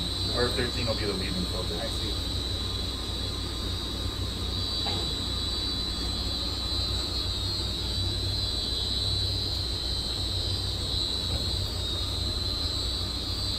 Again, make sure the doors are latched properly so we don't have air leakage or air infiltration. As we keep going back, we have the filter change out. Before I get too far away, that'll be up to your guys' discretion to change them. I don't know if you do like a per semester, an annual, a biannual. However, the health and services, I'm sure that they're the ones helping decide filter change outs, or it's all up to you guys? Yeah. Okay. So inspect them monthly. I would say probably in the winter, more if you're using more economizer, the filters could get probably dirtier. Okay. In the summer, you're probably not using as much outside air. They can stay cleaner. But just check them monthly, changes needed. The controls is looking at differential pressure costs. I believe the entire bank filters though. You're not going to see each one. But double check that with Doug. I only see one differential pressure controller. The air handlers do have low static shutdowns and high static shutdowns. Doug can go over those more with you. Those are interlocked into the unit. They're manual reset. Manual reset on both. Okay. And then if we go back further, so this actuator right here will be your outside air actuator. There's probably a return one over here. Yeah, we have return and relief over here. Another actuator here. This will be between the two systems. So this is blanking us off, so we're in relief. Relief will be right here. So right now we're in full economizer. These are 2 to 10 DC also. I believe all the controls out here are 2 to 10 volt DC in A and B. So relief damper here, and then our, like in between the outside air and return and relief is that damper right there.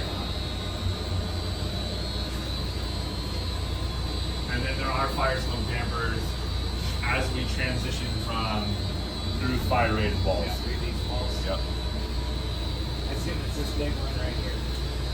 This is return on this side. This is the relief air on this side, and it goes into this storage room behind you, and then out to louver that way.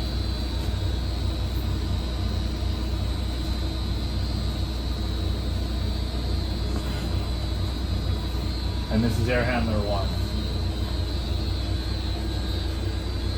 You guys got all that? Outside airflow station right here. That's a what? Outside airflow station right here. Oh. So when you see that on the front end, this is the location. There's one for air handler 1, air handler 2, and air handler 3. How's it getting airflow? So there's a plenum right out here. There's a louver right here. Is there a grid in it or something? Yeah, there's a section of tubes or little meters.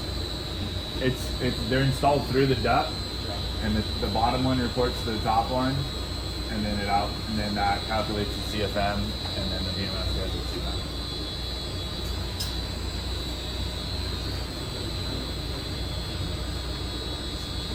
That's about all I got for air handler 1. It's a pretty typical air handler. Like I said, there's just one fan.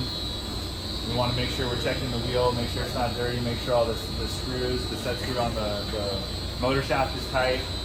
Change the filters as needed. Let me double check.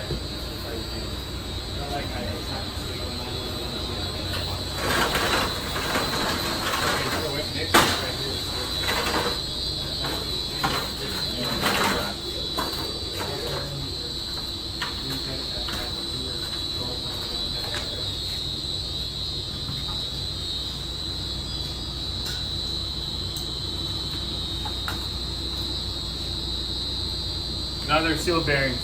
Okay.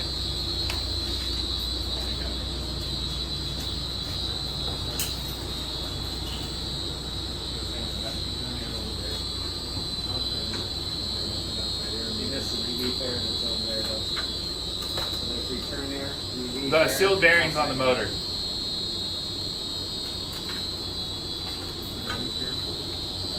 the building pressure is too high, it'll basically let that return air out inside. Instead of the return air coming back here, just pulling in all outside air, it'll relieve that air that's coming out of the building. Yeah, if you didn't, it either blow doors open or slam doors shut, depending on the filter. Yeah, that's what I was asking you yesterday, if there's like a building pressure sensor in the building that but I'm sure it's just been. That was one of the outside. Yeah.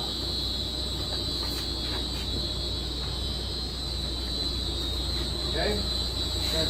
I did forget to mention the other day, we haven't finished the piping on these ones yet. Have you guys seen these before? No. Electronic trap primer. So all these drains in the ground, this will have a timer in here. There's a press button to test.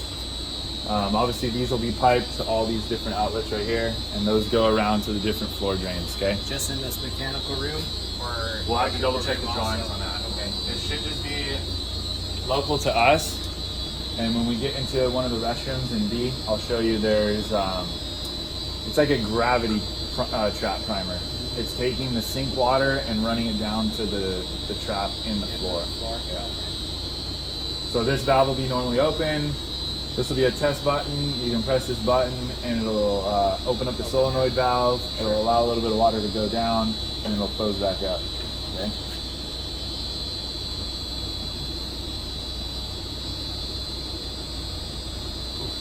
We still have the cover. This valve will be normally open too. Okay. right.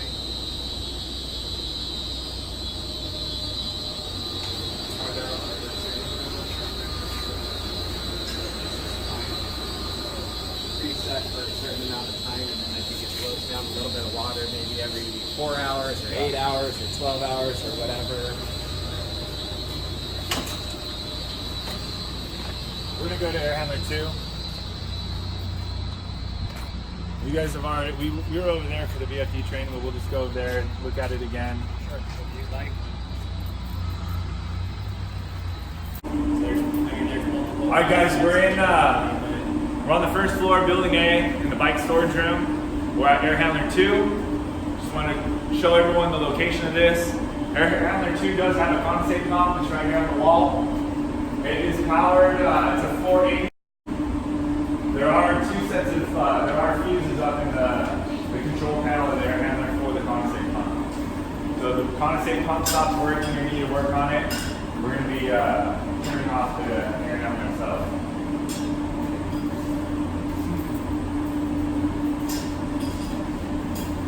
Air handler 2 is the same as air handler 1, just a little bit bigger. Filters in here. Same filters. We have another access over here for the coil. I see hot water running to this when we're talking about it needs IDF, and I'm assuming the hot water system needs is almost mandated at this point. Yeah, I think they're just going to be using the hot water on this. If you talk to Doug, let's maintain like a certain outlet temperature. Say normally it's like, I think around 55 degrees. They try to leave on the outlet. But we'll want to double check that number with Doug and Sunbelt. Doug/Sunbelt. That's all this would be. If it's super cold outside, and you know, because I think it gets pretty cold up here in the winter, right? No? Okay. Where do you come from? You don't live around San Diego. Well, we have the same area. You have pretty Sometimes much. these desert areas get cold. No, this isn't really a desert area. Okay. You go a little further and there's desert area. Gotcha. We get down, the lowest we'll get down to is like 40. So in case they're doing outside air and the temperature is low, they can reheat the air up to maintain that supply air temperature. Supply air temperature. The fan door is going to be this first one, this last one over here. We have non-greasable bearings. Again, this is the fan wall. The VFDs up here, electrical compartment. The top, there's screens. There's filter screens on this unit. On the top and the bottom, those will be checked. Probably quarterly. This room right here could be, it's actually probably the same as the mechanical room, because the mechanical room is drawing in air from outside. Just want to make sure if this room is being kept clean, it won't be as big of a deal. But bringing bikes in and out, I potentially could see this room being a little dirtier, so it'd be something we want to keep an eye on. And then the supply fan door over here. Again, there's low and high pressure static shutdowns on this unit as well. Back here on the return for the low static, high static will be on the supply. Is right on the left of this wall over here. Is there relief on this one? I don't see relief. There is relief. Relief is this right here. This damper is for leaf. This is the return to the leaf air here. And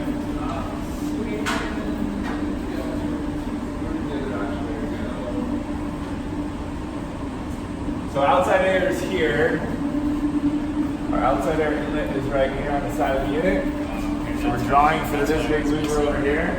This whole plan, we're pretty much standing in like outside air. Okay. That's what I was missing. That's why we're using our outside air for those stations over here. So these are those devices I showed you on air handler 1. Okay? And those are the little pockets.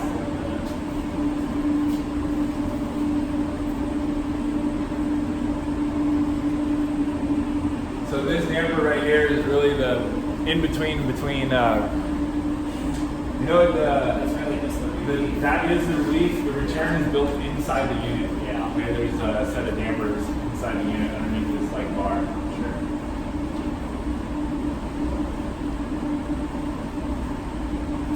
Any questions on the air handlers? Remember, filters are the same over here as over there. There's 2-inch Merv8s, and then there's 4-inch cartridge filters right now. They can be cartridge or box style filters. They just need to be Merv 13. What size were they? Do you know? 20 by 20? 24 by 24. And that'll be on this side of the unit too. So there's going to be one 20 by 20 by 4, and then two 20, these are 20 by 24. So there's a 20 by 24, there's 4 of those, and then there's two 20 by 20 by 4s. Does that make sense? Yeah. They don't have the last filter side. So this one's a double rail? Yeah, this is double, yeah. The other one, I believe, is single. There's 2 rows of filters, and it'll actually be this one right here. I see that. So this configuration is a little bit different than the last one. Sure.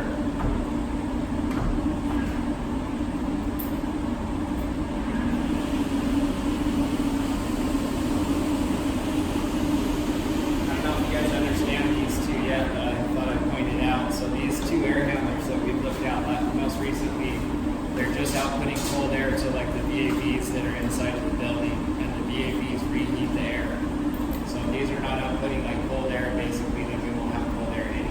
or air at all. So They're not putting out heat. they're not putting out heat. Potentially it could. If a certain situation happened where the outside air got down to like 40 degrees or something, or below that, it It would could heat it to start. 55, but it's still technically, I would still classify it It's as for cooling as only. cooling. Yeah. Because still to heat up inside, you're still going to reheat to like, 80 or. You'll still be using the reheat coils themselves. So, The heating coil here is I just is wanted them to wired. understand that. So,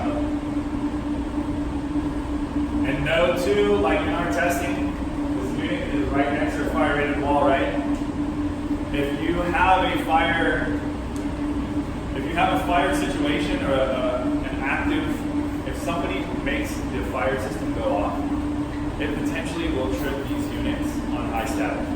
Because the unit can only shut off so fast, it still has enough pressure in the unit that it can shut the unit down and keep it tripped.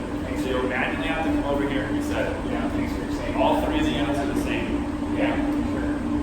Because I mean, it's literally less than a foot from the edge of the unit to that wall.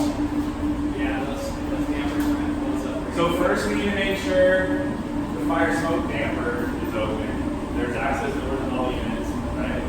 And then press the reset button, the high static reset button. Okay.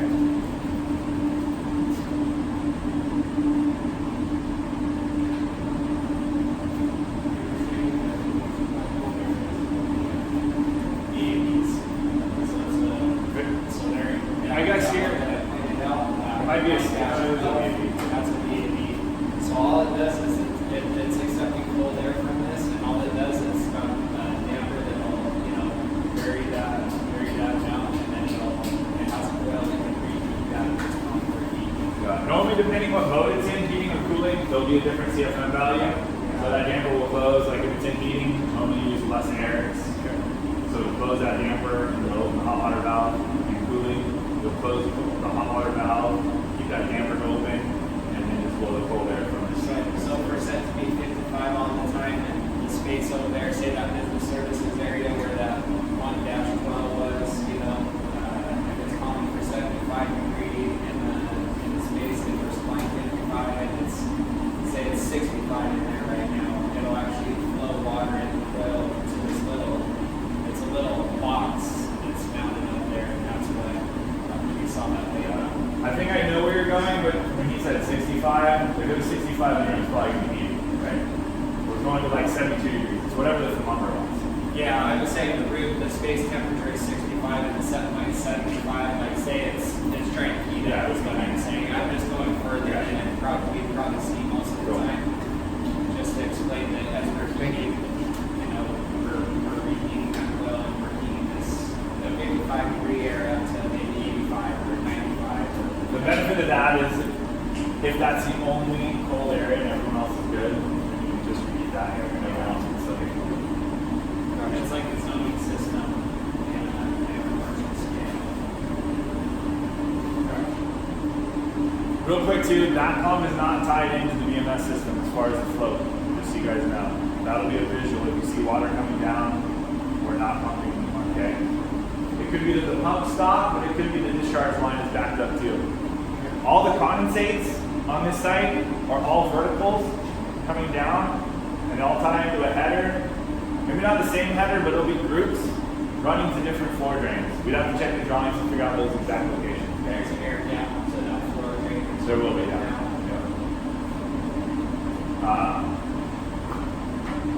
Any questions on air handlers? So you have to reset this high static over here. Yeah, so How do you reset it? you just push the white button. It's the upper button. I'm saying you even reach that. That's like at the very top of that nut. It looks like you can't. Yeah, so with this ladder here, you can reach it. Yeah, there we have it. This electrical, like that's a fuse, right? You'll leave it, you want me to show you? No, that's all right. We'll figure it out. Yeah, you can press it, I promise. It kind of sucks that that electrical's right there because it kind of takes the ladder from being able to be set right there. I think an 8-footer would work too underneath it. Yeah, for me, Should be able to. Yeah. It's definitely pushable. But let's roll into, this is the last fan coil over here, and we gotta get to building B. Sure. As long as there's no more questions, right? Really small air handler right here. It's a pretty small air handler. Really big fan coil. And fan coil in here. I assume there's an air handler over on building D over there. There's two big ones. Those are big air handlers. Right. Those are air handlers. Those, I don't know if I even call those big. They're still not that big. Yeah, that's true. This came from a double decker. It's huge. IDF room 131A, dedicated fan coil in this room. Pumped condensate. Okay? Same as all the other fan coils on the first floor. 0 to 10 volt signal, pumped condensate, filters, check filters. So this is fan coil what? 81-4A2? Or? Yeah.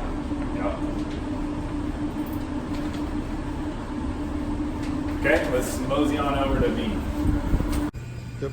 Alright guys, we've wandered over to building B. We're on the first floor of building B. I believe this is the media room. It has the unique ceiling in it. Real quick, I wanted to mention in building A, first floor, we weren't able to physically get into the laundry room. I showed the location, it's on the plans. That unit is being shut down with fire, okay? So if there's a fire event, that fan coil will turn off. Or if the fan coil is not running, that could even be part of the reason, okay? It could be controls or the fire alarm system. So now we've made it over to building B, first floor. This fan coil in this room is also being could be shut down through fire alarm, okay? The air handlers are also being shut down from fire alarm. But this fan coil is specifically shut down with fire alarm. So this unit right here is a belt-driven fan coil. This unit and the unit in the bike storage room are using 24 volt controls to pull on a contactor. Okay, that's what's turning these units on and off on the first floor. There's just 3 units in both buildings that are that way. The laundry room in building A on the first floor is 24 volt controls. This fan coil right here is 24 volt controls. Here's a selector switch. Down is auto, and the middle is off, and top is hand. So if you toggled it to the top, it'll run always. Okay, it won't be able to be turned off through controls. Local disconnect up here. This is the same situation where if you turn off this disconnect, there still is power to the top of this unit. Okay? Access door right here to the belts and the motor. Condensate trap here.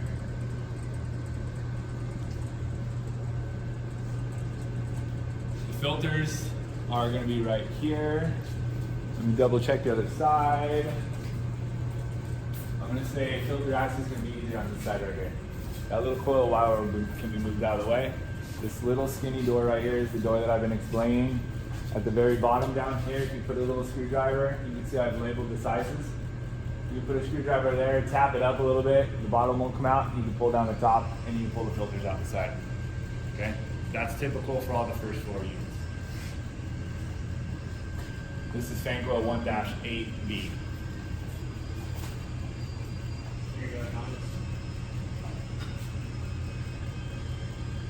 Okay, well, any questions on this fan coil? Shut down through fire, shut down through control, filters. This one is cooling, cooling and heating to this one, okay? Because it's not an IDF room. IDF room, electric room is cooling only. Okay, we'll go out this way.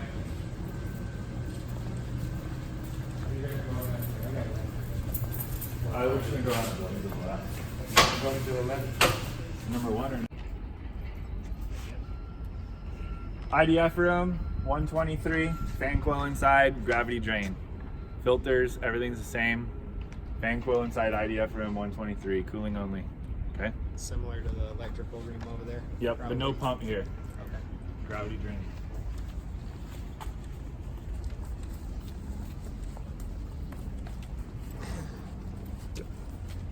The floor drains that all the gravity drains are tied into, are those piped straight into the sewer system, or? Yeah, it'd be a sewer drain, yeah.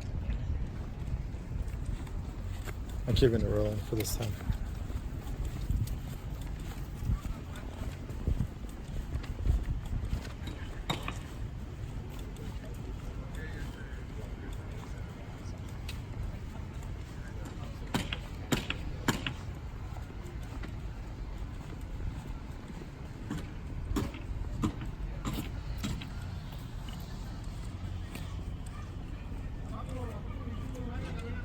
got like 15 minutes of training left. I can call you back, okay?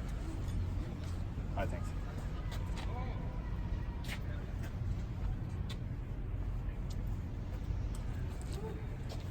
We've walked around the side of the building. We're at another IDF room. I'm not sure, I think it was IDF room 122.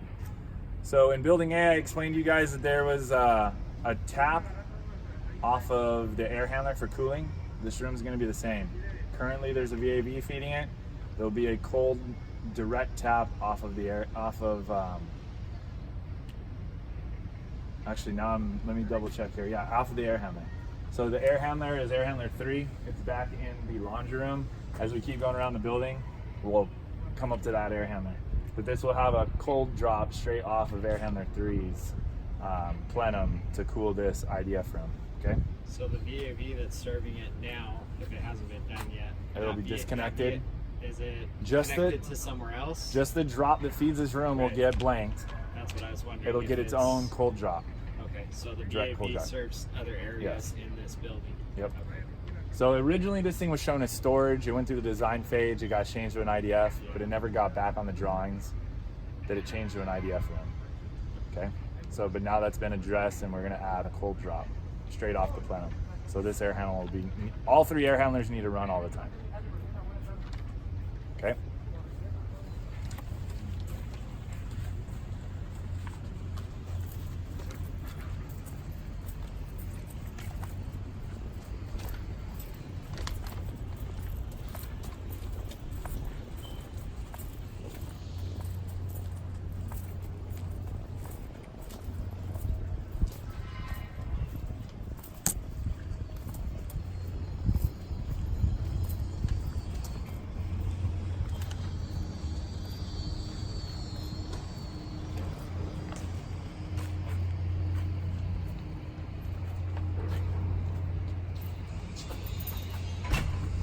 All right, guys, we've continued to make our way around building B on the first floor. We're at the electric room. Fan coil in here. Right above us. Pumped condensate drain.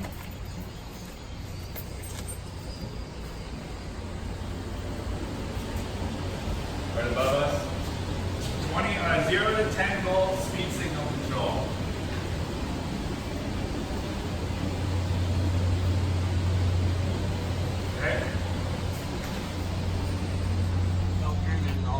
No, direct drive. ECM motor. 0 to 10 volts. That's right. BDF. Fan coil. We'll double check our list to see if it's pumped or not. I believe it is. It's pumped. Okay? Pumped condensate. The drawing show a fan coil in here was deleted.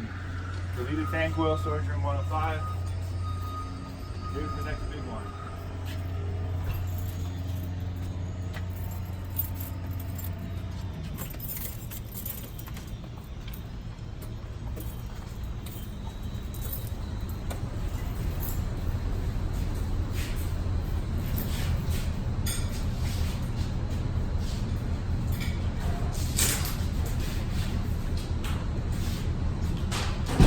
So this will be like the similar unit that's in the laundry room of building A, okay?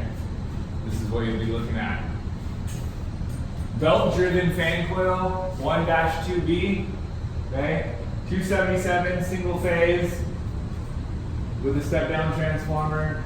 We have that same switch over here on the side, handoff auto. Keep it in auto, that way the control guy can turn it on and off, or slash you guys. This unit does have condensate pump up here too. This is 277 volt, single phase. It and the float are tied into the fan coil on this one. Okay.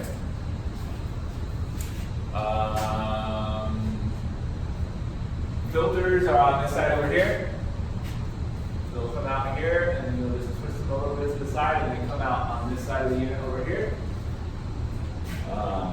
There is a mixing box on this unit. This box right here, the same with fan coil in the laundry room on the first floor of building A. Currently we're in building B. This is the mixing box. There's a damper actuator over here for return, and then for outside air on top of it. All it's doing is shutting off the return opening the top damper, and then we pull in outside air from this screen right here. We're blowing it into space. This would be west of us. And then there's just louvers in above the door in that space that will relieve the pressure if we're in a compact mode. Hot and cold water, hot here, supply, return, chilled, supply on the outside, return on the inside. Check the condensate trap. We want to check the condensate traps. I would say quarterly. Make sure there's no debris that gets stuck in them. You can use a vacuum in here. You could also use nitrogen to leave the drain opening itself to blow stuff out. If you do that, make sure you blow the top. Just a vacuum probably down the top with a small piece of grease tubing. Clean it out. Clean out the pump body itself too. Inspect that quarterly for debris. That'd be for all of the condensate pumps. The little sour men with these bigger pumps, we want to check those, make sure there's nothing getting stuck.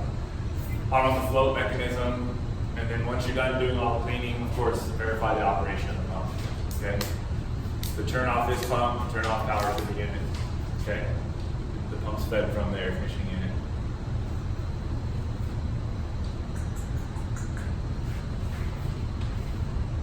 Any questions on these guys? Okay, keep going. Ready?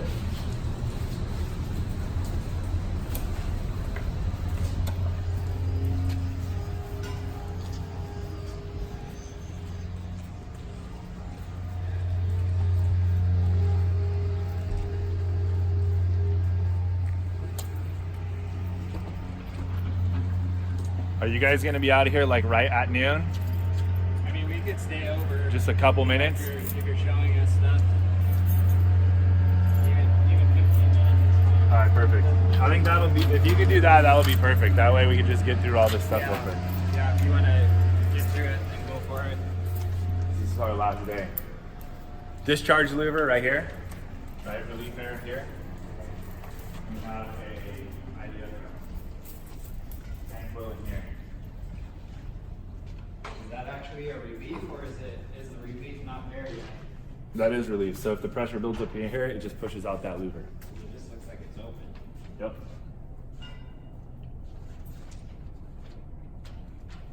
IDF room 107, fan coil. Okay.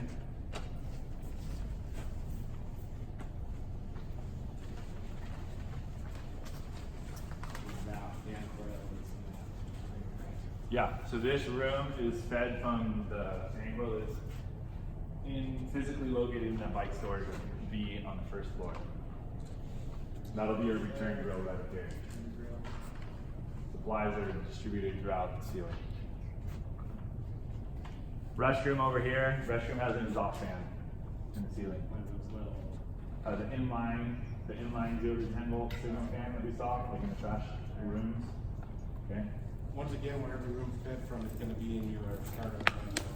Right? Yeah. So the startup sheets will be turned over. That shows that we turned on the equipment, your initial volts and amps reading, The plans model will show serial that. number. Yeah, the drawings will be what you want to reference for the location. If there's anything that we've missed or if you need to review it again. I did try to write room numbers on the startup sheets too, and then the schedule will show a list of all of the equipment as well. Okay. Next to us is a coordinated room. There'll be an exhaust fan in the bathroom for its bathrooms, fan coil and ceiling. Okay.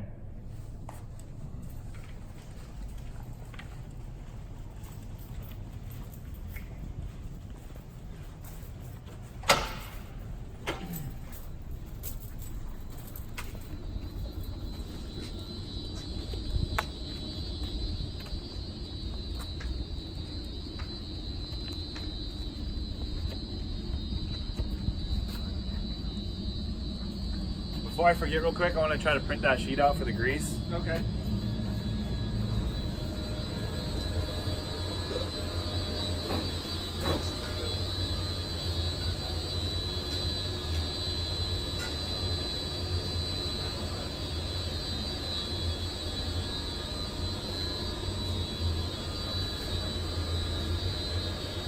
Yeah, but everything has its own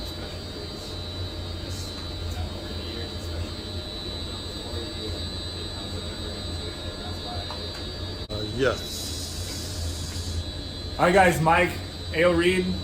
When we were talking about the fan coils upstairs, we had a question asked on how to remove the blower compartment out of the fan coil.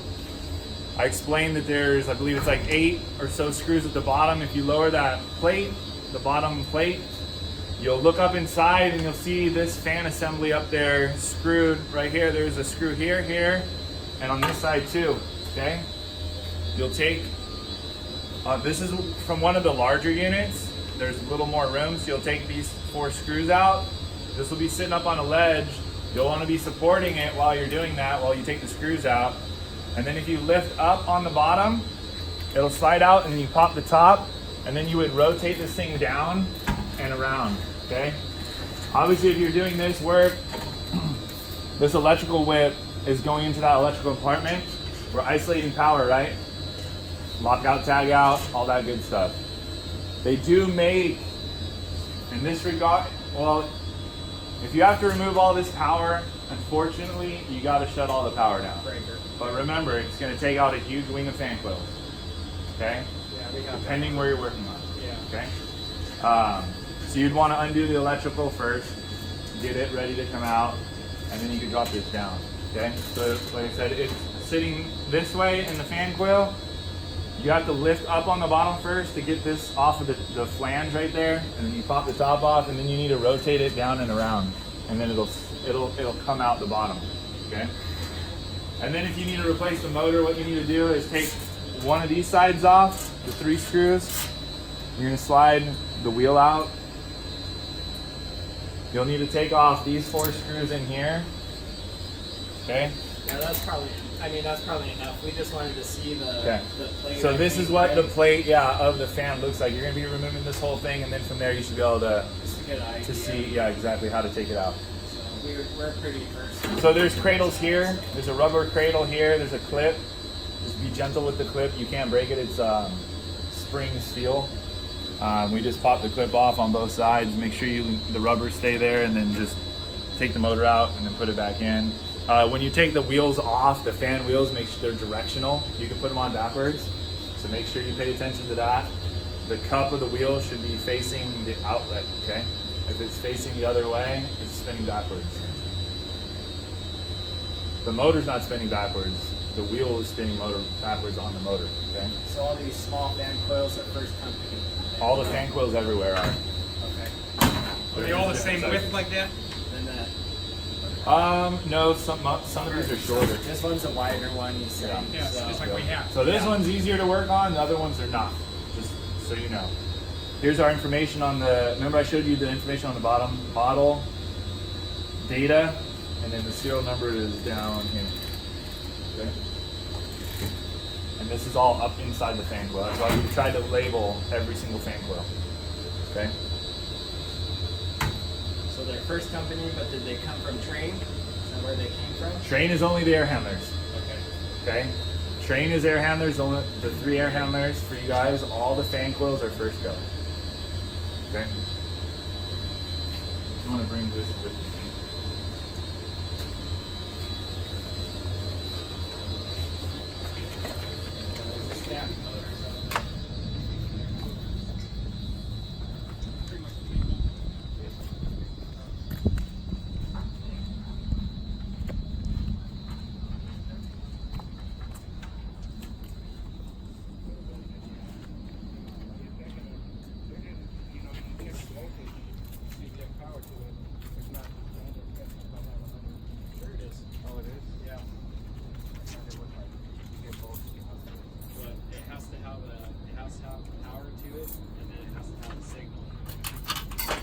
Yeah, pretty much on those fan coils, if you got the 277 to the wires repeating,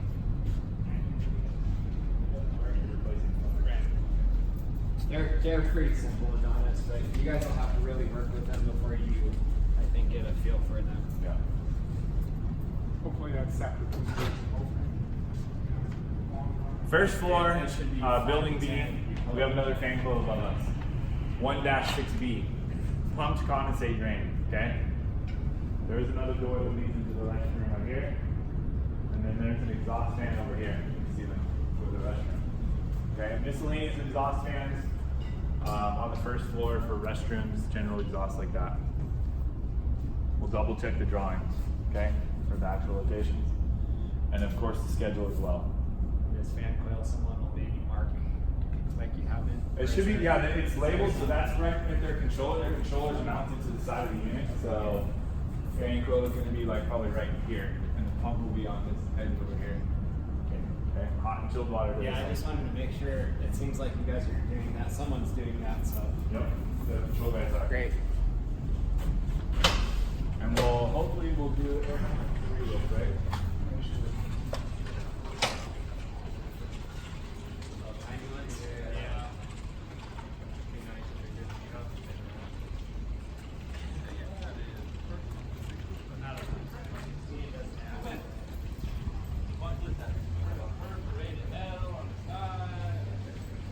So I'm confused because they said they were going to provide us a walkway into there. I don't see it.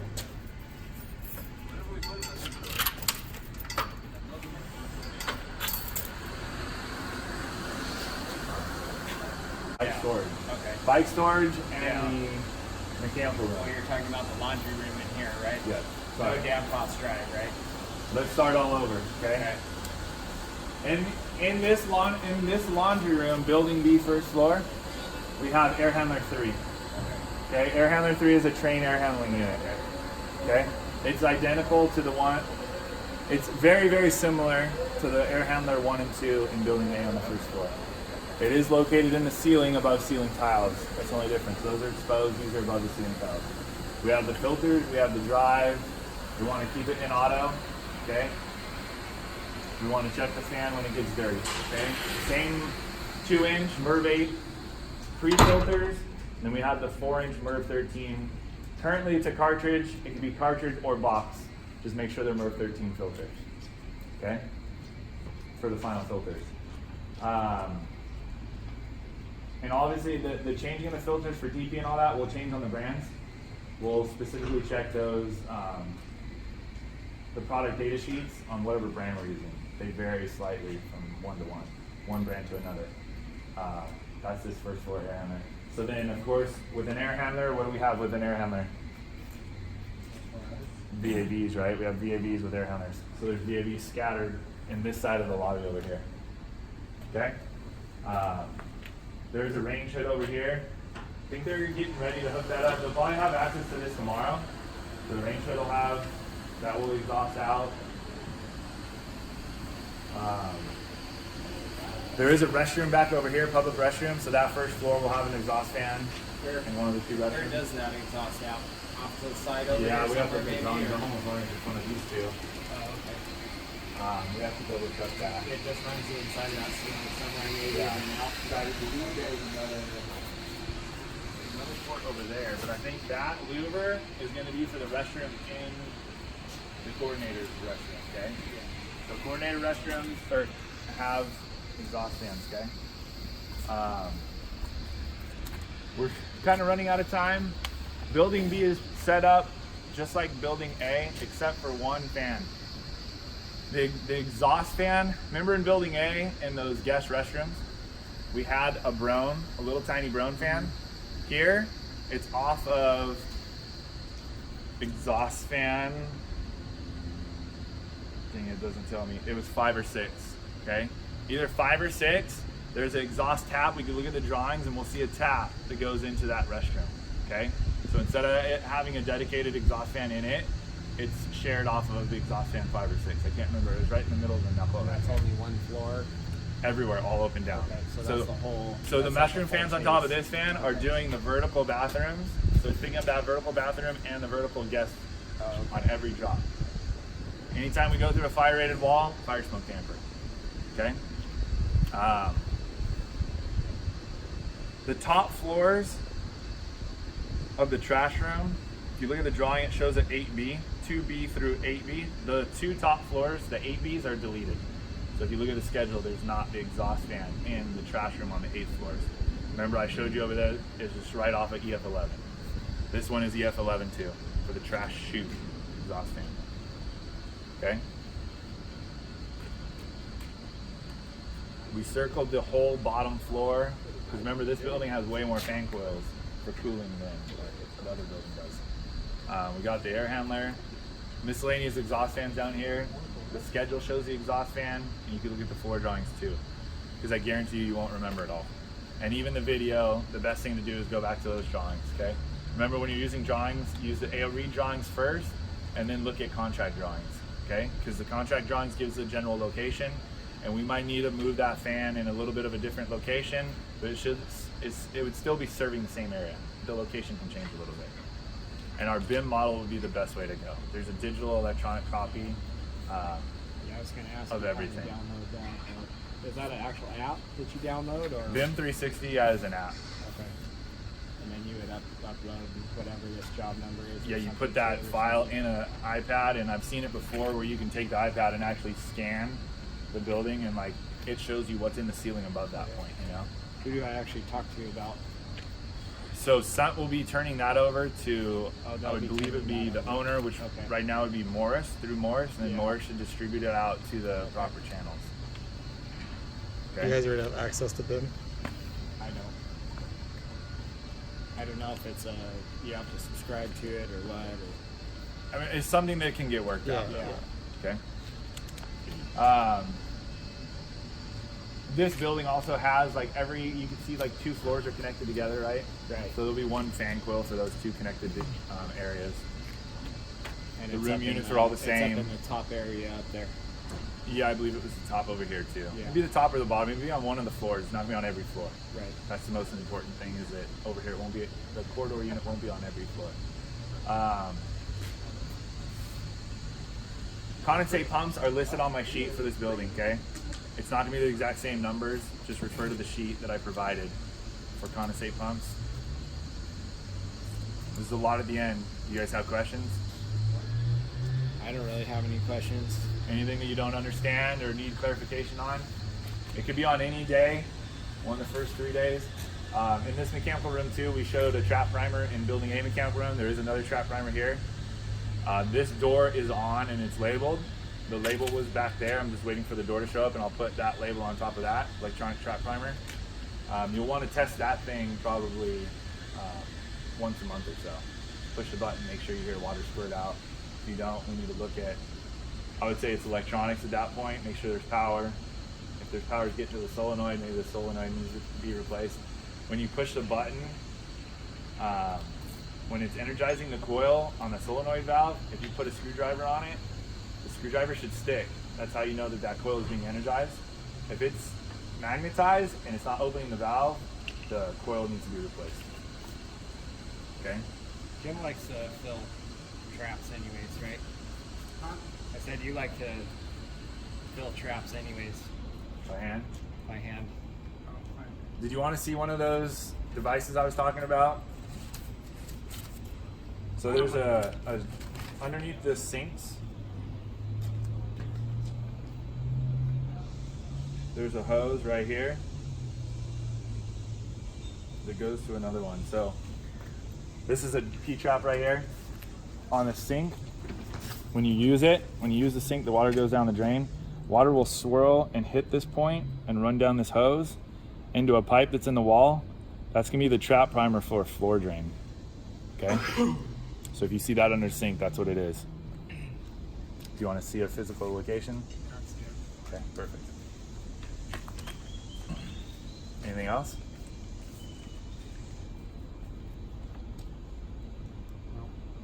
Fan coils, controls, we'll go over the operation of all the stats, controllers. I think that's it.